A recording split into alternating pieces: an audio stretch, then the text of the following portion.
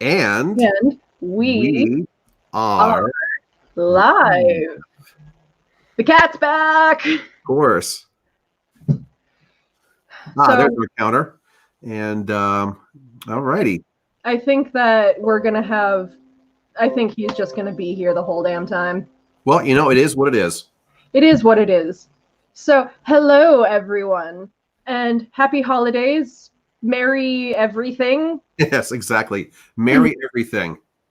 Hello, Mindy. You are our first viewer this evening. So, as a special holiday treat, I thought y'all might like to see what Sound Guy's face looks like. What Sound Guy's face looks like? Yes, he's actually in the stream. Hello, Linda. How are you? Hello, Lydia. Hello, Mindy. So yes, like our stream last week, we are yet again separate because the COVID bug still is with the Spawn and the Sound Man. Between our last stream and this stream, I unfortunately tested positive, so I get to continue quarantining until that is over. But for anyone who is concerned, my symptoms are very mild, and I'm doing okay, and my fever broke, so that's nice. And my head is not glued to a pillow anymore.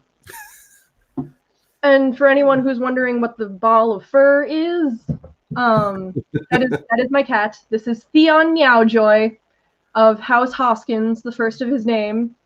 What is dead may never die, but rises again with 9 lives. Oh my God! He doesn't want anybody to see what the Sound Guy looks like. I was going to say, yeah, now we can't see the Sound Man because the cat's in the way. Right? I can fix that. Physics. Physics. Oh my God! Really? This is just too priceless. Tell you the truth. I mean, aren't we always? So, to all those of you watching, blessed, whatever you want, Christmas, Yule, Kwanzaa, fill in the blank, Saturnalia, all the above, etc., etc., etc. Closing on Boxing Day. Yes, and Feast of Stephen Day in 2 days as well. That's the 26th, correct? Yeah, so is Boxing Day. I still have no idea exactly what Boxing Day is, but I know it happens the day after Christmas. Oh, well, that I think that's a thing in the UK. I'm pretty sure that's a thing where it's a Canadian thing. Oh, I thought it was also in the UK. I don't know, but it's definitely Canadian. Hey, we have some viewers from the UK. I know if any of y'all are here, let me know if I'm right or wrong. And if we have anyone from Canada, I almost said Canada, but I fixed it. If we have anyone from Canada, also let us know if he's right or wrong. Yay!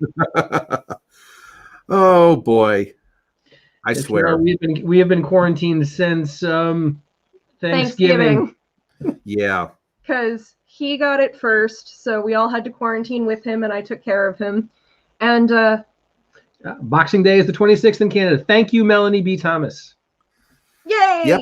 And we all had to get tested for COVID here. Fortunately, everyone in this little boat wound up being negative. So. Yes, unfortunately. Oh, and I'm being joined by a cat too. Hello, Sam. Boxing Day is like Black Friday for you guys in the States, I think. Yeah. Wow. So Boxing Day is a shopping day then. Yeah, sounds like. Okay. So anyway, what are we doing? Okay, so anyway, what are we doing? I mean, that's a good question. This essentially is a stream for us to just kind of like share stories, emotions, feelings of this time of year, because let's face it, this has been a strange year. This has been a very difficult year for a lot of people, us included. So this is just one of those times where I kind of thought it was worthwhile doing this, because it's like, I know for those of you who are following our daily draw, which I drew this morning, I got the Three of Swords, which is the classic picture of the three swords stabbing the heart, which just really kind of summed up, I think, how a lot of people are feeling mixed emotions at this time. As Rudd can basically say, hey, it's Christmas. Go and be happy. People are telling you to be happy and be merry and cheerful. And that's great. And if you are feeling happy and merry and cheerful, fan-flippin-tastic. And there's a lot of people who actually don't feel that way right now, or they they have some of that joy, but they also have a lot of that kind of going on as well. So it's okay to feel crappy right now. It's okay to feel great right now. It's okay to feel great 1 minute and kind of not so great the next, So we're here to kind of like, talk about things of like that. And you guys can actually share anything that you would like on the comments. I mean, Red, actually, you can, I mean, maybe you can explain that story a little bit more about the person who actually, the stranger who came up to you and said why you should be happy or what. It wasn't just one person. This happens to me at least once every holiday season. Hello, sweetie. And I don't know if it's because I have like resting bitch face or whatever. If I do, I'm unaware of it. But, I'm walking around shops and doing my thing in public with my neutral face, and somebody will come up to me and very obnoxiously demand that I smile and be cheery, and it's usually either a middle-aged man or a middle-aged woman. I've never had a young person do this to me, but it's those people that are always like, the types of people that claim there's a war on Christmas, like those types of people. Oh boy, yeah. And it's really obnoxious. Like, I do not like being told to be cheery, especially when, like, you think about it, I'm relatively young, and for 5 years of my life, Christmas time also coincided with final exams. So, I still have a little bit of, like, that stress internalized. Melanie B says she has a resting bitch face also. On. And that they're shutting everything down for 28 more days in Canada, so no Boxing Day this year. Wear your resting bitch face proudly. And your Boxing Day. Exactly. Well, and also COVID has really just thrown a loop into everyone's traditional plans. I mean, case in point, in the fact of, tomorrow being Christmas Day, and this is literally the first year of my life I'm not with you on Christmas, and I don't like this. Exactly. You've never actually been physically, even though we've been in different locations physically, you've always been with me on Christmas morning, Christmas the entire day, really. And tomorrow is going to be the first time in your life that's not going to be there. And I don't like it. I am unhappy. We should be watching The Homecoming right now. Same. This will be the first Christmas in my life I will not see any of my family or any of my kids. So it is definitely a weird year. I miss you. It was lovely to wave at you from afar when you did the drive-by today. But I got rum, so we're good right now. Yeah. So, this one, a little comment from Carol here. Yes. A mutual acquaintance lost his mom not long ago, so he was having a hard time. This year has been hard on lots of people. I pray for so many people so often. I think I'm half tired half the time and sleeping the other. It's worth it, though, to know I'm trying to do what I can to help. That's a very nice sentiment, Carol. Hi, Tammy. No, it really is. Hello, Tammy. And then what's with I actually maybe you can help me with Mindy's comment here. Everyone is scared of me from my RBF. What's RBF? Resting bitch face. Ah, okay. Oh, are you abandoning me? My mom. Oh. Hello. It's his mom. Ah. Yes, baby, stare directly into the I love how Theon's just like right there, right in the camera. Hey, Pat. He doesn't look crazed at all. Anyway, so yeah, I mean this is this is a screwball year, and we're all just kind of dealing within our own ways here. So, I mean, by all means, like I said, for those who are watching, feel free to add your comments as we go. I have my cards here. I think Red does as well. So we are going to do some free readings at some point, even though that's not really the entire focus of this, but we do want to offer that for anyone who actually would like to have one. We're going to do probably a maximum of 5. Yeah, that's what I think too. But thank you, Jessica. I know he's something else. Exactly. I mean, of course, the whole holiday time, I mean, video hearts for Theon.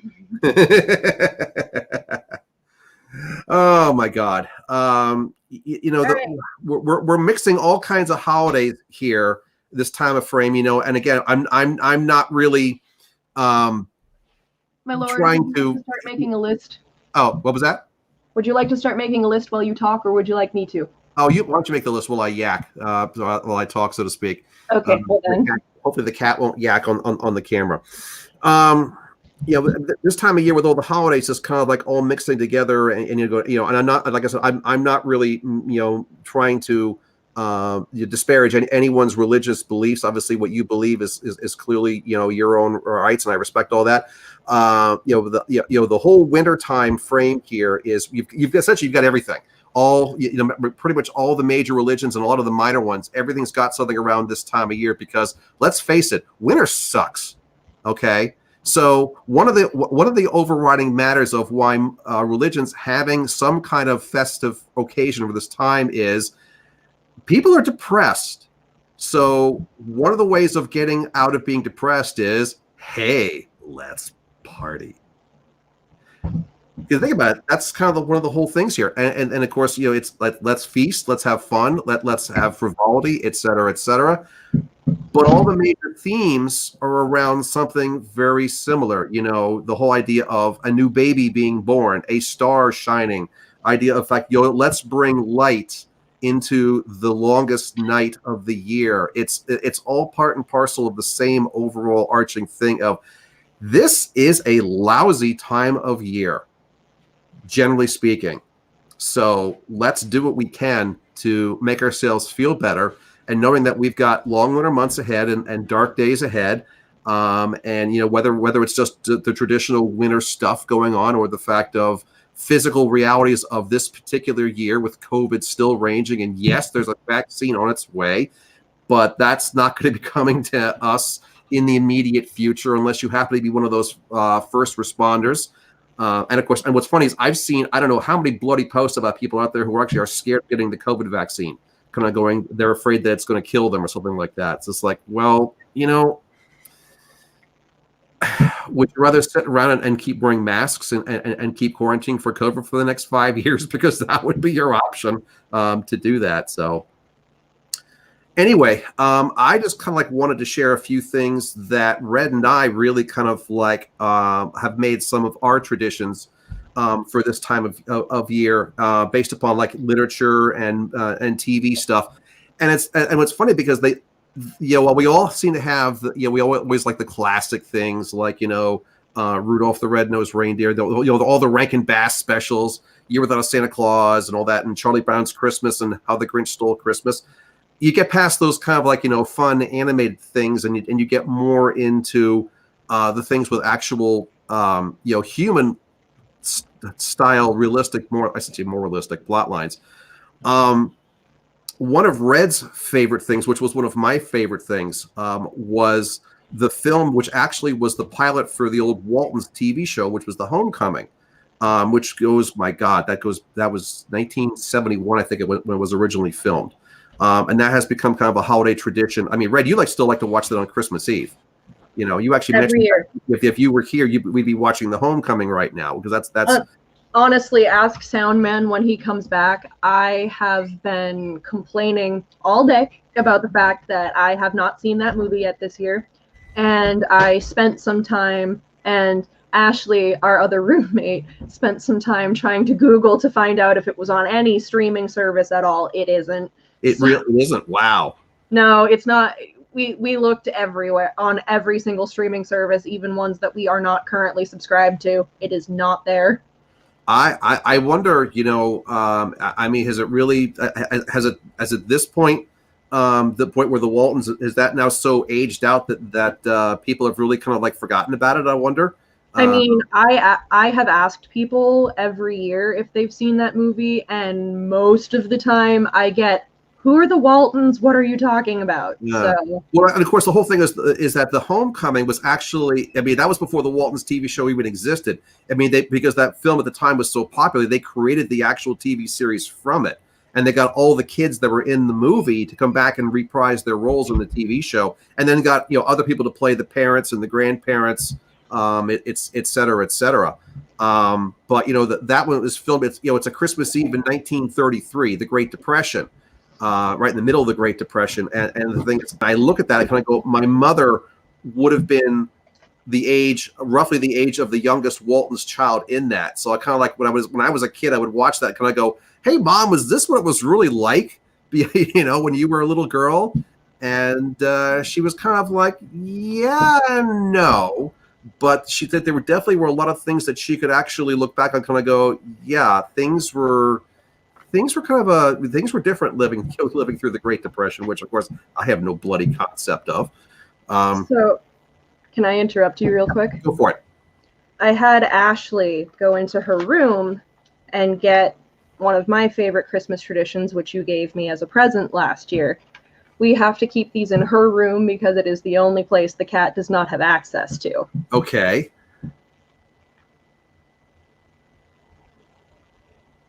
Oh, yes. Do you want to explain what these are?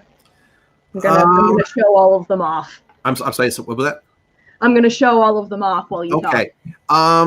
These are 6 angels, and I believe it's the set of they're musical angels. So there's the one who's the singer, and all the other ones are playing various instruments. There's 2 blue, 2 white, and 2 pink, if I'm correct, right?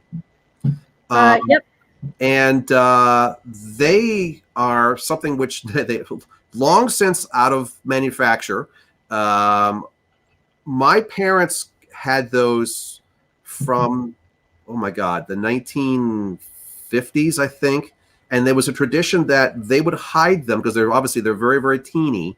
You would hide them on the Christmas tree. And on the Christmas morning, us kids, my brother, my sister, myself, would have to find them. And whoever found all 6 of them first would win a special prize. And so my sister, my older sister, a number of years ago went on, I think it was eBay, and found a whole bunch of additional boxes of these old angels that God knows someone had in some warehouse somewhere, and she bought them all up. So my brother has a set, and I have a set, and now Red has a set. This is the original set, right? What was that?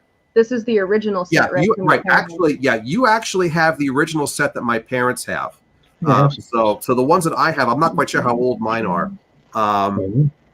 But obviously, we shared that tradition with Red and her brother, and we've been doing that even as adults when they would be here on Christmas morning. If Christmas was here anyway, we would hide the angels on the tree, and they would still have to do that. And so, at some point, whenever you guys champ. Yeah, Daniel will debate that. He says he won last year. I've won every year for 6 years. My little brother doesn't know what he's talking about. Oh yeah, he disagrees. But anyway, whenever you guys are uncovided out of your quarantine and come down here, we'll play the game. It'll be a post-Christmas angel search, but we'll still do it. Because right now, the angels are just sitting in a box right next to the tree. I haven't put them on yet, and obviously I won't, because if I do, Daniel will cheat and go find them all ahead of time. Oh, of course he will. That's what he does. So that's what little brothers do. You would know. You're the youngest. You just gotta wait to hide them until we're all there. Mm-hmm. Mm-hmm. So I've got the list going. We've got 3 spots claimed, so 2 left. Okay. So would you like to take a pause? Oh, sorry. Excuse us. The cat is being scolded. He's going after the rest of your stuffed bread. Oh yes, I didn't get a chance to finish. Would you like it? Sure. So do you want to take a pause and do a reading and then talk some more? Sure, we can do that. So who was first on the reading request list there? We have Jessica first. All right. If you are still there, Jessica, please let us know. And if you are, oh, poor Mindy. How's the hair dye going? Yeah, Mindy apparently is trying to dye her hair green. Oh boy! Pictures or it didn't happen. A hooray from Jessica!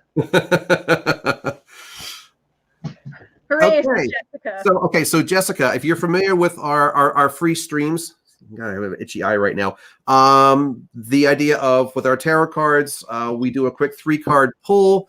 If you would like any specific person, myself respond, say so. If you have a specific deck you would like, I've got actually we both have our Dragon Tarot cards. I also have my Sexual Magic Tarot cards for those who want relationship readings. And Red, do you have your have you got your Swiss 11J for Dark Shadows style? Yes, I do. So to speak. In which case, if you'd like that, ask for a reading, and then also give us a number between 1 and 78, because that's the way that you do your energy to put. Because what we'll do is we'll give the cards a quick shuffle to clear energy, and then we will use your number as the new starting card. Have fun being Santa, Tammy. Merry Christmas. Merry Christmas to you, Tammy. Blessed holidays. Okay, Jessica. Are your cards shuffled? Because I still have to shuffle. Actually, I have to shuffle too, but that's okay. I can do it faster than you. That's very true. You everything card involved. Okay, so Jessica says whoever, whatever. So I guess that'll be me. And she said 33. Funny, if the numerologist to me, I love the numbers that people pick. Jessica, you picked the master number. I should say the three master numbers are 11, 22, and 33. You happen to pick the granddaddy of them all, the 33 that has the power of the 11 and the 22. You are the master teacher, which, by the way, is almost impossible to achieve. Wow. What did I miss here? Stay out of the horn, kids. She's a lightweight. Yes, there's rum in there. I was going to say that. Wait, you want to sing the song "Follow the Drinking Horde"? Is that what this is all about? The drinking. Oh God, you just turned "Follow the Drinking Gourd" into "Follow the Drinking Horn." I did it deliberately, by the way.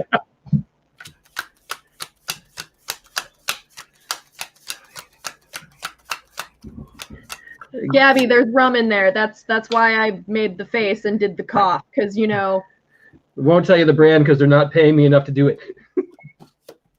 That's true. All right. We don't have any rum sponsorships, so hey, if any rum companies want to sponsor us,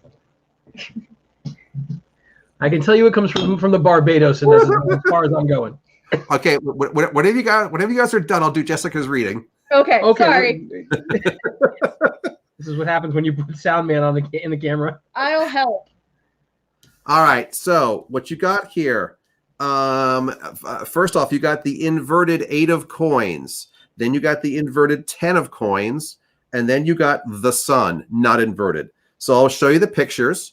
I'll show you the cards, although they're right way, even though they were inverted. So this is the regular picture of the 8 of coins. The picture of, first of all, coins being the suit for Earth, hence the whole point of the forest there. The dancing dragon. The picture of the dancing dragon, at least that's what it looks like on superficial. You look closer and you see the reason why he's dancing is because there's a bunch of scorpions down there by his feet. He's trying not to step on them.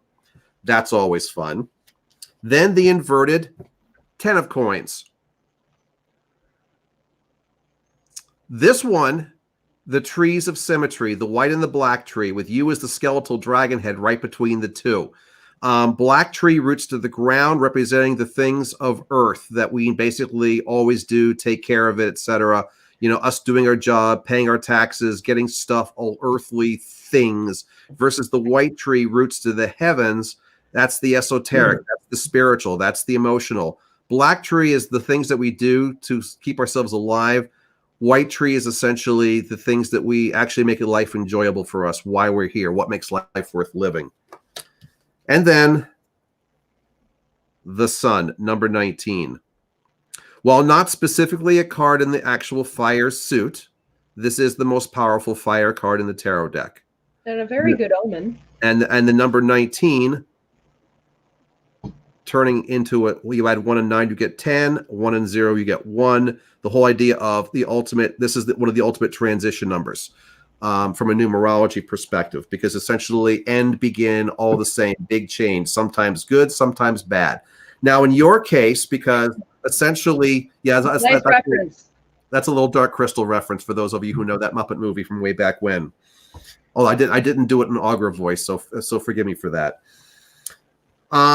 Left to right being 8 of coins, being your card of dancing dragon, trying to avoid being stepped on. Central card being the 10 of coins, that kind of a balanced card, and then the finale card being the sun.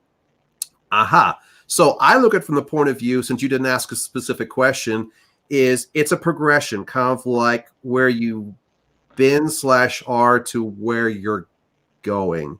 And right now, I would say that, yeah, you're kind of one of the reasons you're probably watching us is that you kind of agree with the sentiments. The fact of this has been a really tough year. It's been a tough year for you. Earthbound things for you. Not everything has gone well. You've done a very, very good job of actually making it look like you're happy and everything's a-okay and things are just going really, really great. And inside you're kind of going, God damn it, why can't some of these things actually just like leave us alone? Oy vey. So, welcome to the club, by the way.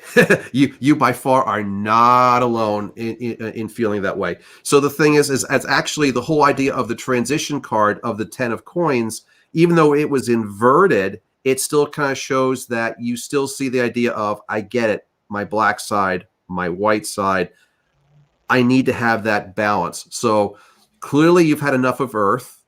You've had enough of the black trait. And I'm not saying you need to give it up because you can't, by the way. You always need to feed off the black tree. But the idea is you're learning more to feed off more of the white tree, more to sustain your own emotional needs, desires, etc., your own spiritual aspect, whatever it is that actually, makes life extra special. What was that? You're getting to a higher emotional plane. Yeah. And then the finale card, the sun, essentially saying that the transition actually is taking you forward to a spot where you actually would like to be. So the last card being kind of more of a future projection kind of card, it actually says, yeah, things are actually looking up for you. Next year, according to this, is going to be a lot better than where you've been right now. So you want to add anything to that, Red? I mean, you hit all of the major points. I always find the dancing dragon very prophetic because even though it's your past, it's always, that's the easy habit to fall back into. I always, I've always felt that about that card. So I always sort of add a caveat of making sure, you have an 8 and then you have a 10 and then you have a sun.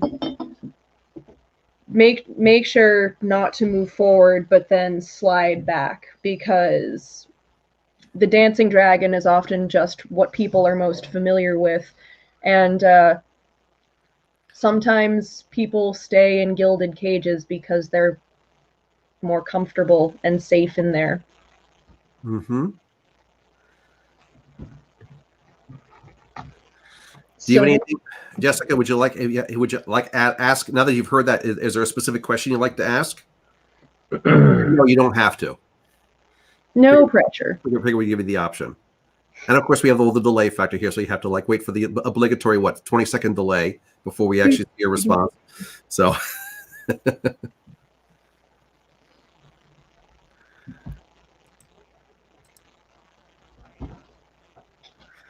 Makes so much sense, says she. Yes, I am glad to hear. Which one of us is doing the things? I was that the thing is, now that we both have controls here. It's not me. Oh, you have control too. Actually, at least there you have control. Here you have no control. I'm doing this all in me lonesome here with your equipment, and thank you, by the way, for leaving it here. You're welcome. You're welcome. Just while you're at a kind of like a pause here, no, Gabby, it's not crack and rum. Life is too short to drink cheap rum. And Jeff, I'm glad that you love to see my face too. He's gonna shear his hair off because it's as long as yours, he said. He's gonna make sweaters out of it. But he misses me, he says. He misses us all. I mean, he might have been talking about you, but I'm pretty sure that. And we miss him. Shush, it's not about you. I invited you here. It's not like you live here or anything. Moving on. Oh, good. Oh, is the cat back? Yep. Yeah, He's going behind the camera. He's behind Maybe the we'll get scenes. lucky. Maybe he'll stay there. Okay. Anyway, so before we do another reading here, I actually wanted to read a little bit of some classic literature. Actually, it's one of my most favorite stories, which honestly, yes, it's a Christmas story. It's Dickens' Christmas Carol. There's obviously, variation after variation and movie after movie, and everyone does their own interpretations, et cetera, et cetera.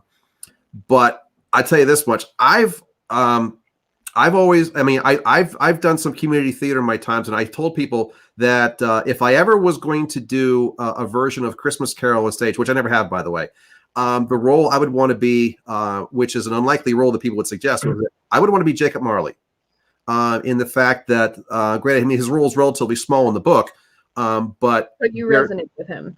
What was that? But you resonate with him. Yeah, I really, really resonate with Marley.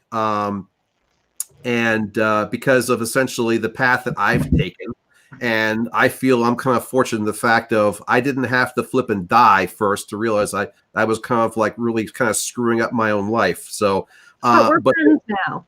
What was that? But we're friends now. Yeah.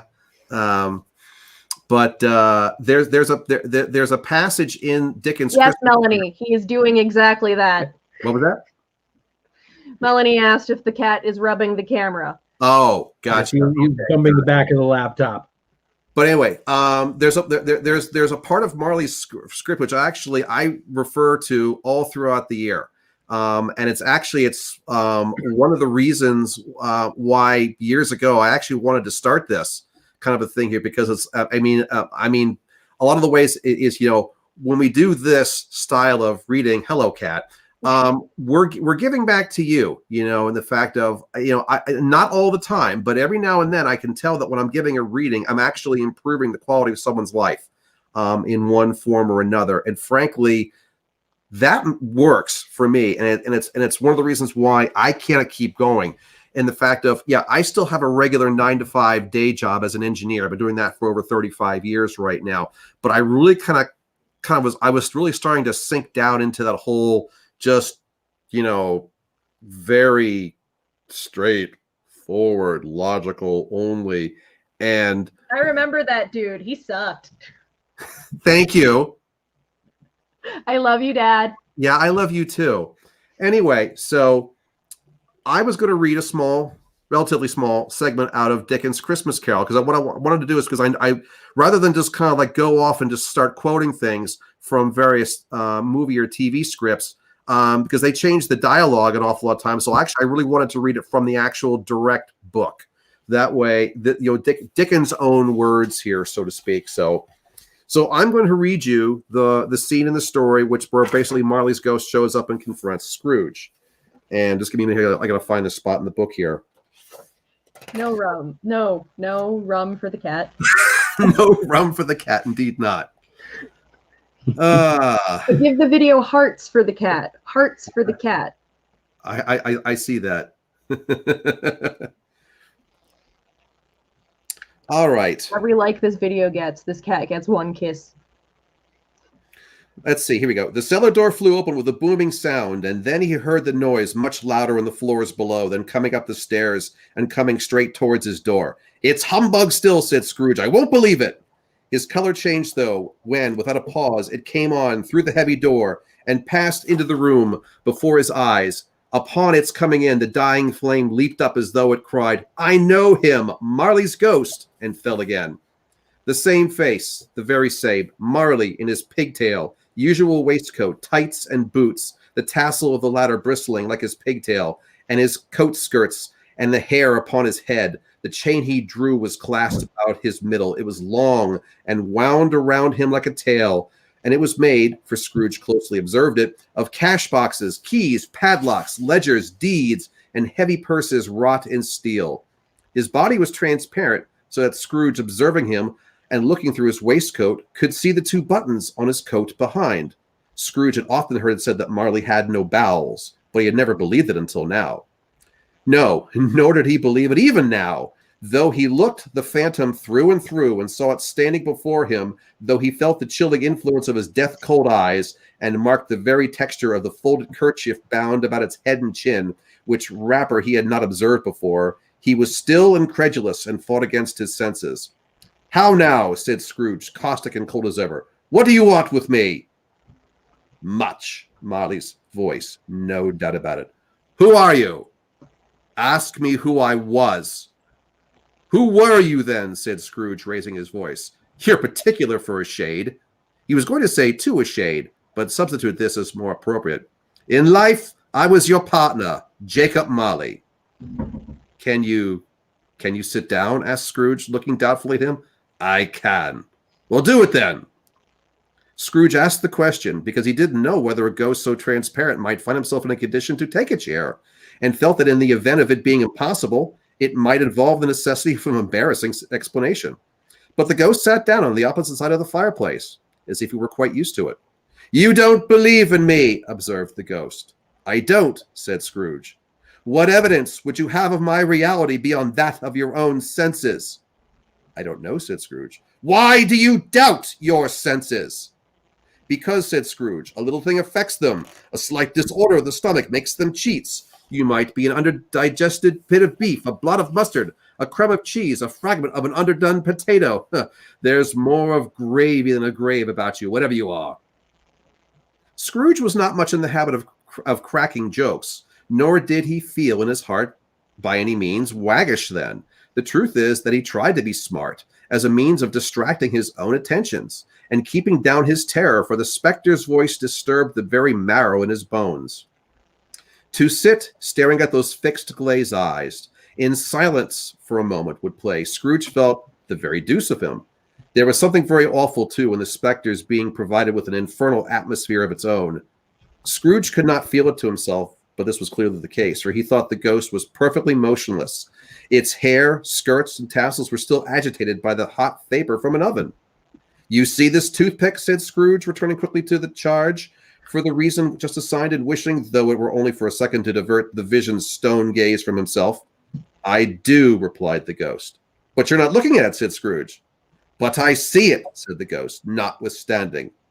Well, returned Scrooge, I have but to swallow this, and for the rest of my days be persecuted by a legion of goblins, all of my own creation. Humbug, I tell you, humbug! At this, the spirit raised a frightful cry and shook its chain with such a dismal and appalling noise that Scrooge held on tight to his chair to save himself from falling in a swoon. But how much greater was his horror when the phantom, taking off the bandage around its head, as if it were too warm to wear indoors, its lower jaw dropped down upon its breast. Scrooge fell upon his knees and clasped his hands before his face. Mercy, he said, dreadful apparition, why do you trouble me? Man of the worldly mind, replied the ghost, do you believe in me or not? I do, said Scrooge, I must. But why do spirits walk the earth, and why do you come to me?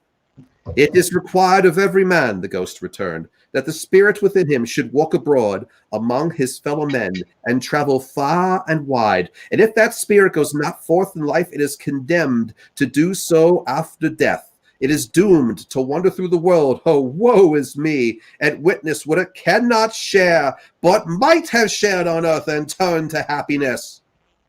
Again, the specter raised a cry and shook its chain and wrung its shadowy hands. You are fettered, said Scrooge, trembling. Tell me why. I wear the chain I forged in life, replied the ghost. I made it link by link and yard by yard. I girded it of my own free will, and of my own free will I wore it. Is its pattern strange to you? Scrooge trembled more and more. Or would you know the weight and the length of the strong coil you bear yourself? It was as full, as heavy, and as long as this 7 Christmas Eves ago. You have labored on it since. It is a ponderous chain. Scrooge glanced around him on the floor in the expectation of finding himself surrounded by 50 or 60 fathoms of iron cable, but he could see nothing. Jacob, he said imploringly, oh, Jacob Marley, tell me more. Speak comfort to me. I have none to give, replied the ghost. It comes from other regions, Ebenezer Scrooge. It is conveyed by other ministers, to other kinds of men. Nor can I tell you what I would. A very little more all is permitted for me to say. I cannot rest. I cannot stay. I cannot linger anywhere. My spirit never walked beyond our counting house. Mock me. In life, my spirit never roved beyond the narrow limits of our money-changing hole, and weary journeys lie before me. It was a habit with Scrooge whenever he became thoughtful to put his hands in his breeches pockets. Pondering on what the ghost had said, he did so now, but without lifting up his eyes or getting off of his knees. You must have been very slow about it, Jacob, Scrooge observed in a businesslike manner, though with humility and deference. Slow? The ghost repeated. 7 years dead, mused Scrooge, and traveling all the time. The whole time, said the ghost. No rest, no peace, incessant torture of remorse. You travel fast? Asked Scrooge. On the wings of the wind, replied the ghost. You might have got over a great quantity of ground in 7 years, said Scrooge. The ghost, on hearing this, set up another cry and clanked its chain so hideously in the dead silence of the night that the ward would have been justified in indicting it for a nuisance. "Oh, captive bound and double ironed," cried the phantom, "not to know the ages of incessant labor by immortal creatures, for this earth must pass into eternity before the good of which is susceptible is all developed. Not to know that any Christian spirit working kindly in its little sphere, whatever it may be, will find its mortal life too short for its vast means of usefulness. Not to know that no space of regret can make amends for one's life opportunities misused. Yet such was I, oh, such was I." "But you were always a good man of business, Jacob," falteringly said Scrooge, who now began to apply this to himself. "Business?" cried the ghost, wringing its hands again. "Mankind was my business. The common welfare was my business. Charity, mercy, forbearance, and benevolence were all my business. The dealings of my trade were but a drop of water in the comprehensive ocean of my business." It held up its chain to arm's length as if that were the cause of all its unavailing grief, and flung it heavily upon the ground. "At this time of the year," the specter said, "I suffer most. Why did I walk through crowds of fellow beings with my eyes turned down and never raise them to that blessed star which led the wise men to a poor abode? Why were there no homes to which its light would have conducted me?" Scrooge was very much dismayed to hear the specter going on at this rate, and began to quake exceedingly. "Hear me," cried the ghost. "My time is nearly gone." "I will," said Scrooge, "but don't be hard upon me. Don't be flowery, Jacob, pray. How it is that I appear before you in a shape that you can see I may not tell. I have sat invisible beside you many and many a day." It was not an agreeable idea. Scrooge shivered and wiped the perspiration from his brow. "That is no light part of my penance," pursued the ghost. "I am here tonight to warn you that you have yet a chance and hope of escaping my fate. A chance and hope of my procuring, Ebenezer." "Oh, you always were a good friend to me," said Scrooge. "Thank ye." "You will be haunted," resumed the ghost, "by 3 spirits. Scrooge's countenance fell almost as low as the ghost had done. "Is that the chance and hope you mentioned, Jacob?" he demanded in a faltering voice. "It is." I think I'd rather not," said Scrooge. "Without your visit," said the ghost, "you cannot hope to shun the path I tread. Expect the first tomorrow when the bell tolls 1. "Couldn't I take them all at once and have it over, Jacob?" hinted Scrooge.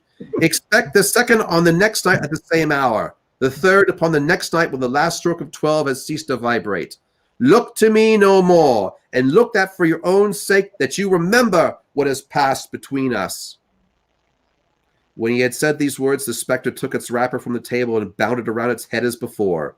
Scrooge knew this by the smart sound of its teeth made when the jaws were brought together by the bandage. He ventured to raise his eyes again and found his supernatural visitor confronting him in an erect attitude with its chain wound over and about its arm. The apparition walked backward from him, and every step it took, the window raised itself a little, so that when the spectre reached it, it was wide open. It beckoned Scrooge to approach, which he did. When they were within 2 paces of each other, Marley's ghost held up its hand, warning him to go no further. Scrooge stopped. Not in so much in obedience as in surprise and fear, for on the raising of his hand, he became sensible of confused noises in the air, incoherent sounds of lamentation and regret, wailings inexpressibly sorrowful and self-accusatory. The spectre, after listening for a moment, joined in the mournful dirge and floated out upon the bleak, dark night. Scrooge followed to the window, desperate in his curiosity. He looked out. The air was filled with phantoms, wandering hither and thither in restless haste and moaning as they went. Every one of them wore chains like Marley's ghost. Some few, they might be guilty governments, were linked together. None were free. Many had been personally known to Scrooge in their lives. He had been quite familiar with one old ghost in a white waistcoat with a monstrous iron safe attached to its ankle, who cried piteously at being unable to assist a wretched woman with an infant whom it saw below upon a doorstep. The misery with all of them was clearly that they sought to interfere for good in human matters, and that had lost the power forever. Whether the creatures faded into mist, or mist enshrouded them, he could not tell. But they and the spirit voices faded together, and the night became as it was when he had walked home. Scrooge closed the window, examined the door by which the ghost had entered. It was double locked, as he had locked it with his own hands, and the bolts were undisturbed.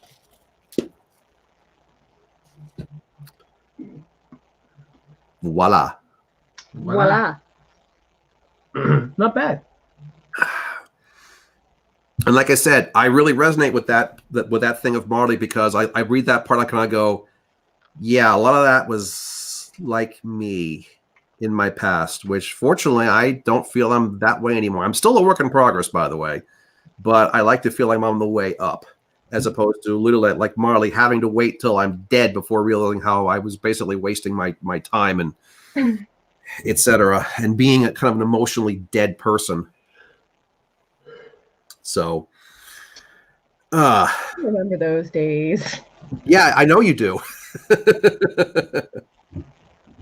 Well, you resonate with Marley, but on some level, not on all levels, but on some level, I resonate with Scrooge a lot, because when people talk about Scrooge, there's a big part of him that they leave out, which is why he hates Christmas, and that's the fact that every year in his life something terrible happens, and he's traumatized in some way. And you know, I resonate with that very much, because the holiday seasons have almost never been very kind to me. There have been all sorts of things that I've spent Christmases with kidney stones. I spent a Thanksgiving alone because I couldn't travel with you guys, pulled up with kidney stones. A lot of traumatic things in my childhood happened around the holidays that I'm only just now getting around to dealing with. Hey. So I've always very much felt like a Scrooge at the holidays, because I really, really hate that forced cheeriness. I hate it so much, because I do not feel happy at this time of year almost ever. There are a few things, and we've discussed most of them, that, you know, make me get in the holiday spirit and actually make me feel at home and comfortable and happy and loved. But they're very few and far between. And the Christmas season drags on and on and on and on. Like, Scrooge didn't have to deal with a whole month and a half of the holiday season. Are you kidding? In the department stores, they start putting out Christmas decorations in September. It's nuts. They start selling them in the end of July. I can still remember. Well, the thing is, this year, I was working in Salem, in the Omen store, the month of October. I was doing all the Fridays, Saturdays, and Sundays. I was actually one of the few people who was, despite COVID, was actually there live, in person, and even with all the COVID protections and masks and whatever. But I would walk through the empty mall in Salem on the way to the Omen, and I remember because this year Halloween was on a Saturday night, so we basically finished out the weekend. So I got a chance to work Sunday, November 1st, and listening to the various music in the mall as I'm walking through it. Obviously, in the month of October, I'm hearing, you know, all the various, you know, Halloween stuff, Monster Mash, all kinds of, you know, all the scary themes, blah, blah, blah. I get off the flipping elevator the morning of November 1st. And what am I hearing on the music in the mall in Salem, Mass? I am hearing Feliz Navidad. And it wasn't even Feliciano. Thank you. It wasn't even his standard version. I mean, granted, I don't really like the song, but the thing is, I at least can appreciate the historical aspect and the nostalgia of the original version. But it wasn't even that. It was like Wayne Newton singing it, and it was terrible. Oh, sorry. Was that my Feliz Navidad, Feliz Navidad. I'm like, please stop. I got to be kidding me. Not a fan of Wayne Newton. Or Muzak. Oh, there's no place like Stop it. home for the holidays. Stop it right now. Now, the thing is, I like Perry Como's original version. To me, that actually has Christmas childhood family nostalgia for you, or for me, rather. You despise that song. Oh my only God. because of Wayne Newton's version. And I'll tell y'all the story why. So one of our holiday traditions that we actually haven't discussed is one of my absolute favorites. When we go down, when we used to go down, things have changed in recent years. But when we used to go down and visit Dad's family in Pennsylvania, we would always stop in my grandma's hometown, where she grew up as a little girl.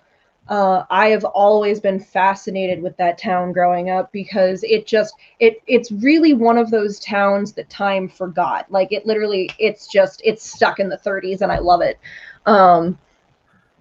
And so there's this steakhouse, Bert's Steakhouse, and we would always stop for cheesesteak, fries, and a milkshake. And that was like one, and it still to this day is one of my absolute favorite meals. I always, whenever we make the trip, I demand we stop there, either on the way down or the way back, whatever.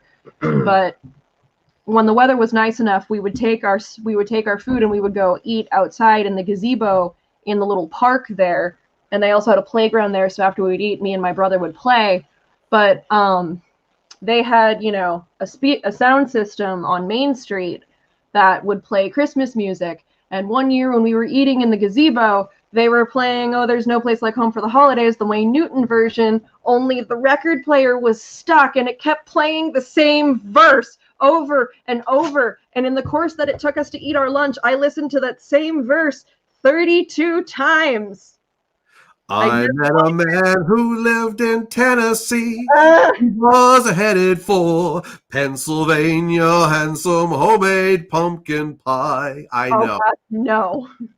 Oh, the fact of it's like, again, if it had been Perry Como, that would have been one thing. But no, Wayne Newton is just like, he's gross, and his singing voice isn't even that good. So fun fact: Perry Como wrote and sang all those great Christmas songs. Christmas songs. Christmas songs. Jewish. Well, yeah. Celebrate Christmas. Hey, Barbara Streisand has an incredibly famous Christmas album out there too. She does. So, shall we do our second reading of the evening? Yes. Who was up for reading number 2 here? Who was on the list there? Wow. Nice, Chelsea. You would be correct, Chelsea. That sounds like some creepy FBI interrogation. It was awful. I was begging Mom and Dad to let us leave, and they were like, "No, it's fine." From Pennsylvania, folks are traveling down to Dixie's sunny shore, from Atlantic to Pacific. You are still with us. You are up. It is Who's up? your turn. Melanie. Melanie. Okay. Pick a reader. You are up. Melanie's been here before. She knows the drill, right, Melanie? I appreciate when we have people that know the drill. Yes. Hopefully she's still here. Well, she gave you a lovely There she is. A lovely round of applause for your reading. Ah, okay, cool. All right, so yes, you know the drill. You've been around, so pick a reader, pick a deck, pick a number. Have a question or not. I'm just going to do a quick shuffle while this goes down. Yes, I'm all set with my dragon cards. So if I'm going to shuffle too, then. Are we shuffling seats? No, I'm just going to shuffle bottles.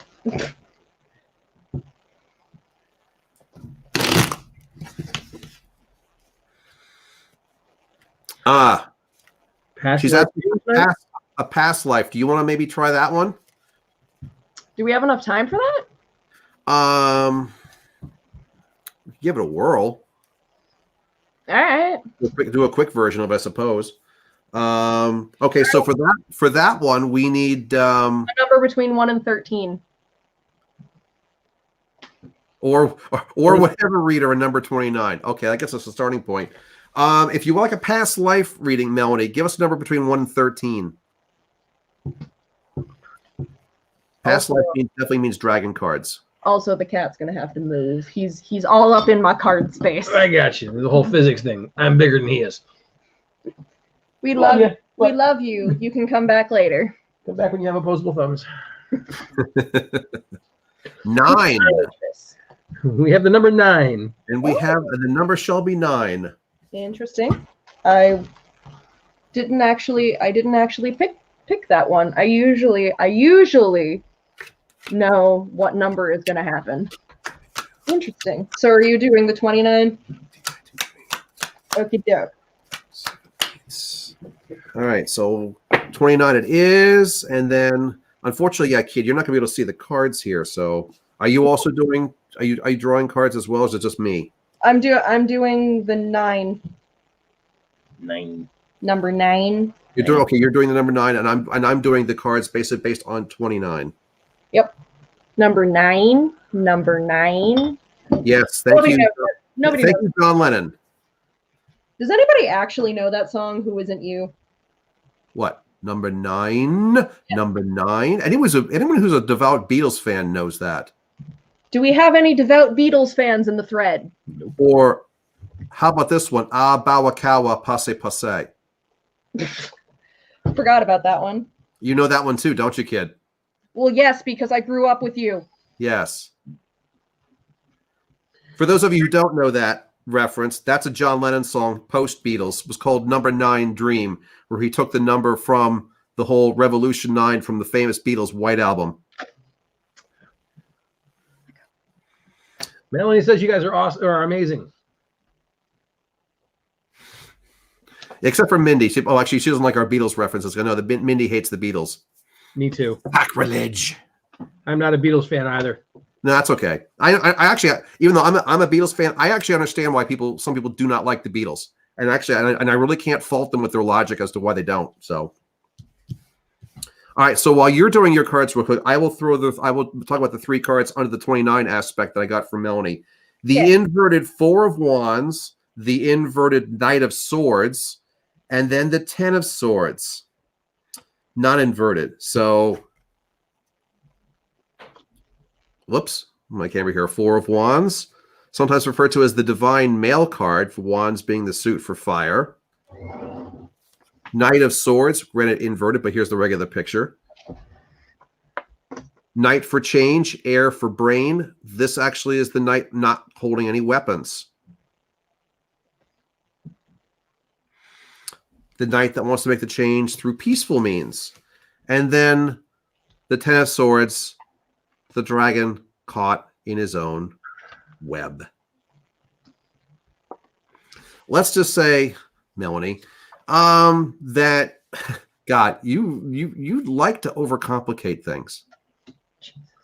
And based on what I am currently flipping, that is the understatement of the century. And I'm not necessarily saying that you're deliberately trying to actually go out and sabotage your own progressions and your own accomplishments, but ultimately that's what you're doing. The idea is that you're either relying too much on others' male energy, or you're basically using the male energy that you have within yourself as your predominant motivational force, which, by the way, isn't necessarily a bad thing. It might actually be a very good thing.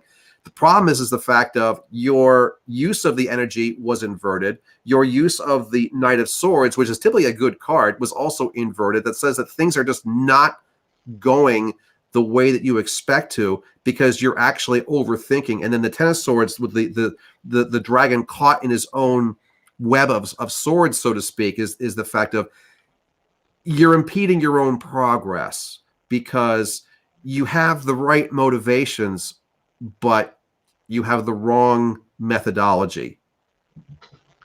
Putting it kind of generically speaking. So now what did you get, kid, for the past life perspective? Okay, well, first I'm going to explain the past life thing a little bit, because this is not something that we generally do on our public streams, but it's Christmas, so Merry Christmas, Melanie, or whatever you celebrate. Merry whatever. So the past life readings that we do, I don't call them past life regression, because that's not exactly what we're doing. We typically use the tarot cards to help speed the process along, because I'm sure that we don't want to be here all night. I don't want to be here all night. So I don't think Melanie wants to be listening to me for several hours. So I do this based on a little bit in Wiccan and Buddhist teachings, in terms of how, the Buddhists believe in reincarnation and work from there. So that's why I had you pick that number, because I'm basically trying to assess your soul's age. And the correlation that I have found is that the older you are, the smaller the number you pick. You picked 9. The average person has between 3 to 5 lives, and they generally pick 7. This means you're actually one of the younger souls that I've read. And that's a compliment, and also just kind of a hi, welcome. I'm old, I have at least 10, I'm a bit crusty. So there is a lot going on. I've laid out 18 cards for you, a top row of 9 and a bottom row of 9. So the top row is the snapshot of you in this life, just the expanse of it, places that you have been, places that you are now, places that you're going, etc., etc. Could you grab that? I got you. Thank you. Slight technical difficulties, I apologize. That's why sound guy's here. That's always, sound guy is good for things. Let's see if we can. Let's see. Yes, let's do that. Do that way, yes. Sorry. There's wires. Do you have the power to unplug for a bit? I think I could. Let's do that. Yeah. Whee! All right. There we go. That's even better. So, apologies. So, from left to right, and I will show you these all. I'm going to just be talking about the top row first, so just the top 9 to start with. From left to right, we have the High Priestess,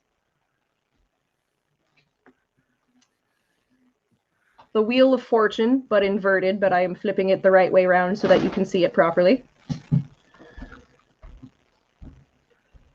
The 6 of Cups.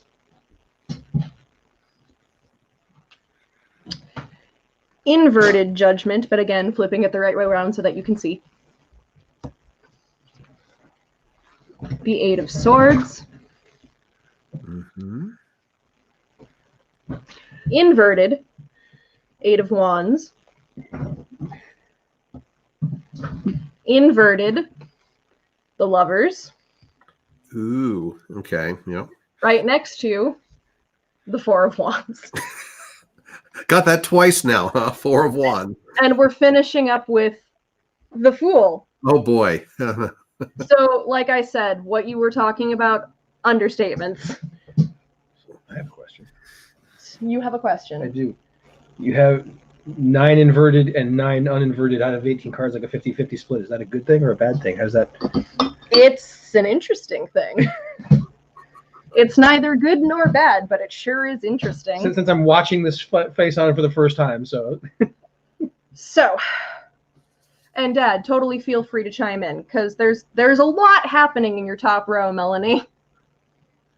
So, the High Priestess, the Wheel of Fortune, 6 of Cups, Judgment, 8 of Swords, 8 of Wands, the Lovers, the 4 of Wands, and the Fool. You have always very, very much tried to get what you want. You have not been afraid of breaking things, walking away from things, but you haven't always gotten what you want. Your methods don't exactly get you what you want, if that makes sense. You want to chime in here at all, Dad? I'm kind of going, yeah. The thing is, what really made me laugh out loud with the last 2 cards, basically the repeat of the 4 of Wands and ending up with the Fool. And it was just, oh brother, and the fact of, okay, you really are sabotaging what you've done. In the fact of, here, let me just. Yeah. Right, the blindfolded dragon, and the fact of the past should be very clear, but yeah, you're just keep your eye on the prize, but you're missing all the peripheral vision, and so this is you at your best self. This is what This is the person you want to be, and this is the best person that you can be. The problem is you are not always this person. Yeah, the thing is with the starting card, that was the starting card, correct? Yes. Starting with the High Priestess and you end with the Fool. It should be the other way around from the superficial value. Now, granted, the Fool can be one of the best cards to get.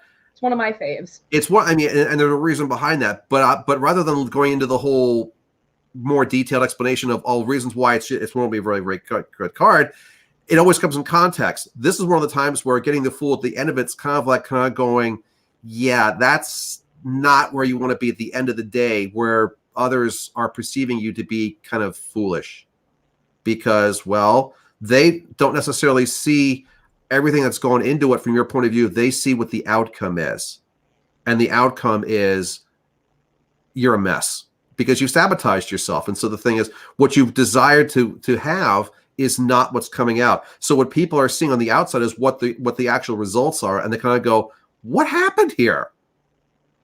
And please don't think we're judging you or anything like that. It's very human to self-sabotage. I've done it. He's done it. He's done it. We all do it. Mm-hmm. Oh yeah. There's no judgment on any on part. Not with the crap that we've pulled in our lives. Are you kidding me?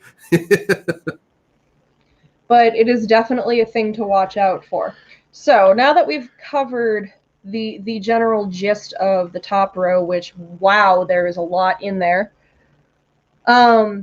Let's take a look at the bottom row, and we are gonna deal with the bottom row slightly differently, but we will cross that bridge when we get there. First, I'm just gonna tell you what we got.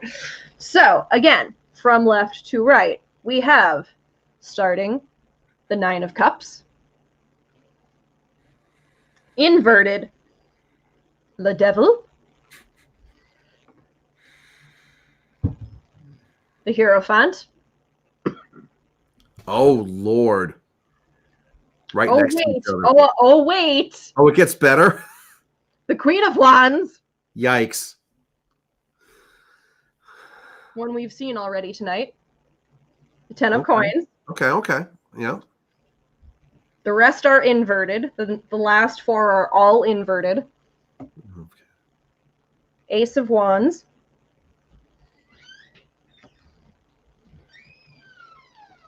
The Moon. Huh. The Hanging Dragon.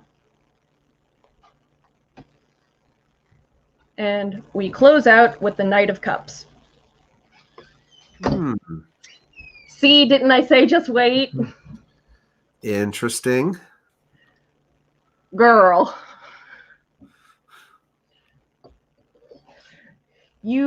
Girl. There's so much in every life.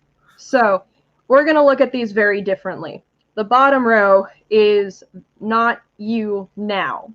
This is the past life. And the way that we do this, and for anybody that is interested, you can book a past life reading with us privately at any time. There are two versions. This is the fast version. There is also a long version where we will look at every single one of your past lives, every single one of them. But the short version deals only with one, the most prevalent one to the lesson that you need to be learning in your current life. I don't know yet. I don't know if you should be scared yet, Melanie, but well, let's say the past life is past, so you can't do anything about it. It was. You shouldn't be scared because you're not about to open the channel. I am. And that's always a bit nervous making, but so then should I be scared? Be afraid. I mean, you're in the splash zone, my dude. I'm always in the splash zone. Now, children. Bad sound, man. It's something I say. I don't know why I wanted you on camera tonight. Okay, get serious. Get this. Let's move forward. So, this is the part where I'm going to tune out the physical world here, focus on these cards, and go back and have a look, have a listen, have a whatever my senses. While I do this, Dad, why don't you explain a little bit about what it's like to do this, since you also do this? Yeah, I mean, how I'll put it this way: the best way I can explain it is if you're a Harry Potter fan, it's like going into the Pensieve. I mean, typically what I do is, as I basically, it's not like spirit mediumship. It's like I open up a window, and I'm out there actively looking for something specific, as opposed to just letting generic stuff just come at me. And so I will connect with the past life that reflects on the cards which are before me. But usually when I'm seeing it, I don't really interact directly with whatever and whoever are there. It's like I'm there. Like I said, it's like I'm in Harry Potter. I'm in the Pensieve. I'm there. I can observe. I can watch. But that's just it. No one notices me. Oh God. Every now and then, on the other hand, I will communicate directly with whoever is there. And it sounds like Red is actually doing that right now.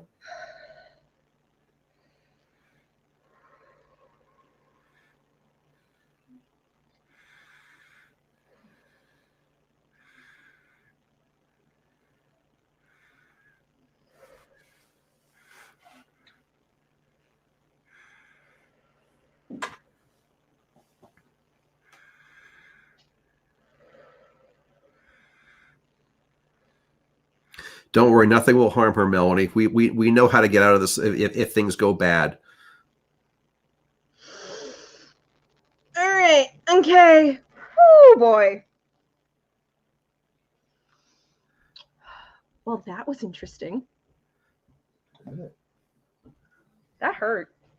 Obviously, I heard you basically, you said ow a few times, rather loudly. I'm fine, but you're not. So you are in King James's England. So sorry about that. Oh yeah, you see the face he made just there. I mean, it depends. Not everyone was. Well, never mind. That was a public shaming that I didn't really witness. I sort of experienced it with your past self.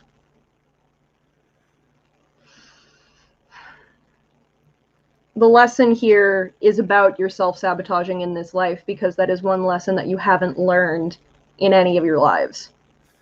And I'm not blaming you for your public shaming, because, I mean, if any of you watched Game of Thrones, think like what they did to Cersei Lannister, because also remember George R.R. Martin based that off of actual English history. Like, so that was a thing that the English did actually do to men and women and anybody, really. So I am not putting any judgment or blame on you for why you were being publicly shamed, which I don't actually know the reason. I sort of just got to experience that whole thing with you. But again, it's the self-sabotage of not understanding when to stand up, when to back down, because that was one of your past's biggest issues, is not understanding when to speak and when to not. And honestly, I feel you. I am still learning that lesson. I am learning the value of knowing when to keep my mouth shut, because not everything needs to be an argument, especially with, Facebook and trolls and things like that. I would 1620.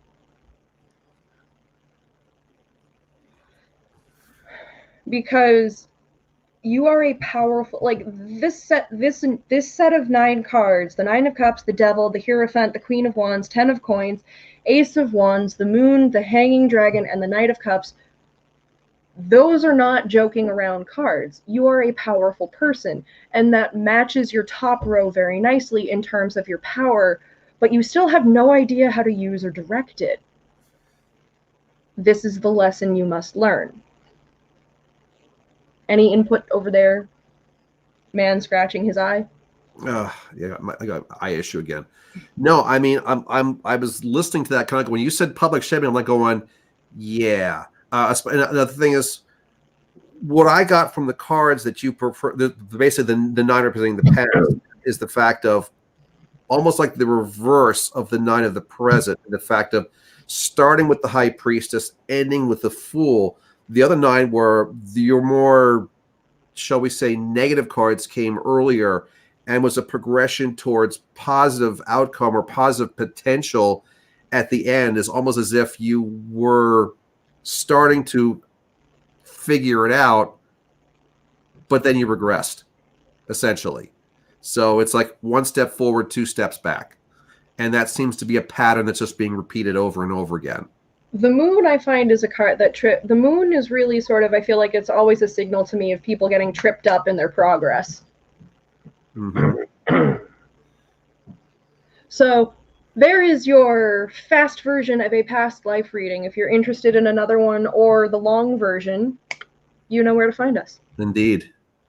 So while you recover from that, because I know that the past life readings always take a lot out of me, even shorter ones. So they threw rocks. Yeah, while you kind of recover from that, I want to just chat a little bit about one of the other holiday traditions. This is a TV show, by the way, that has become one of my favorite things at Christmas time. Even though when I say this, you're gonna go, okay, really? I've always been a big fan of the Twilight Zone.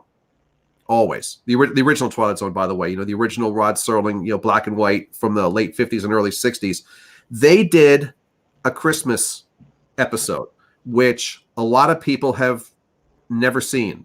Unless you really watch, if you're an avid fan of the Twilight Zone, because, on the various cable networks that show Twilight Zone reruns, I've never seen this one ever aired. The only time I ever saw this was I think it's a Sci-Fi Network. They do an annual marathon of New Year's where they literally will run the entire. They'll run the entire series, all 5 years of it, in like 2.5 days. And so this one naturally shows up. But other than that, I've never seen this one, and it has become one of my favorites because essentially it's a Christmas tale that's timeless. Even though it was filmed in like 1960. You could have filmed this yesterday, and the story still applies. And I think Red, you really like this one too, do you not? It's one of the few holiday things that actually get me in the mood. Mm-hmm. And the episode starts very realistic, and it's very sad, and then it winds up going into you have a little bit of Twilight Zone magic, which in this case is a positive magic. And it provides, the typical Twilight Zone moral that the old series used to provide. Only this one's because sometimes the Twilight Zone morals were very negative about how incredibly stupid humans are as a species. This one actually gave a very uplifting one because, after all, it was a Christmas episode. But it starts out very, very dark. It's referencing if you've never seen this one, I'll just kind of give you the plot some real quicker. And then, like with Christmas Carol, I just want to read a very, very small segment of the dialogue.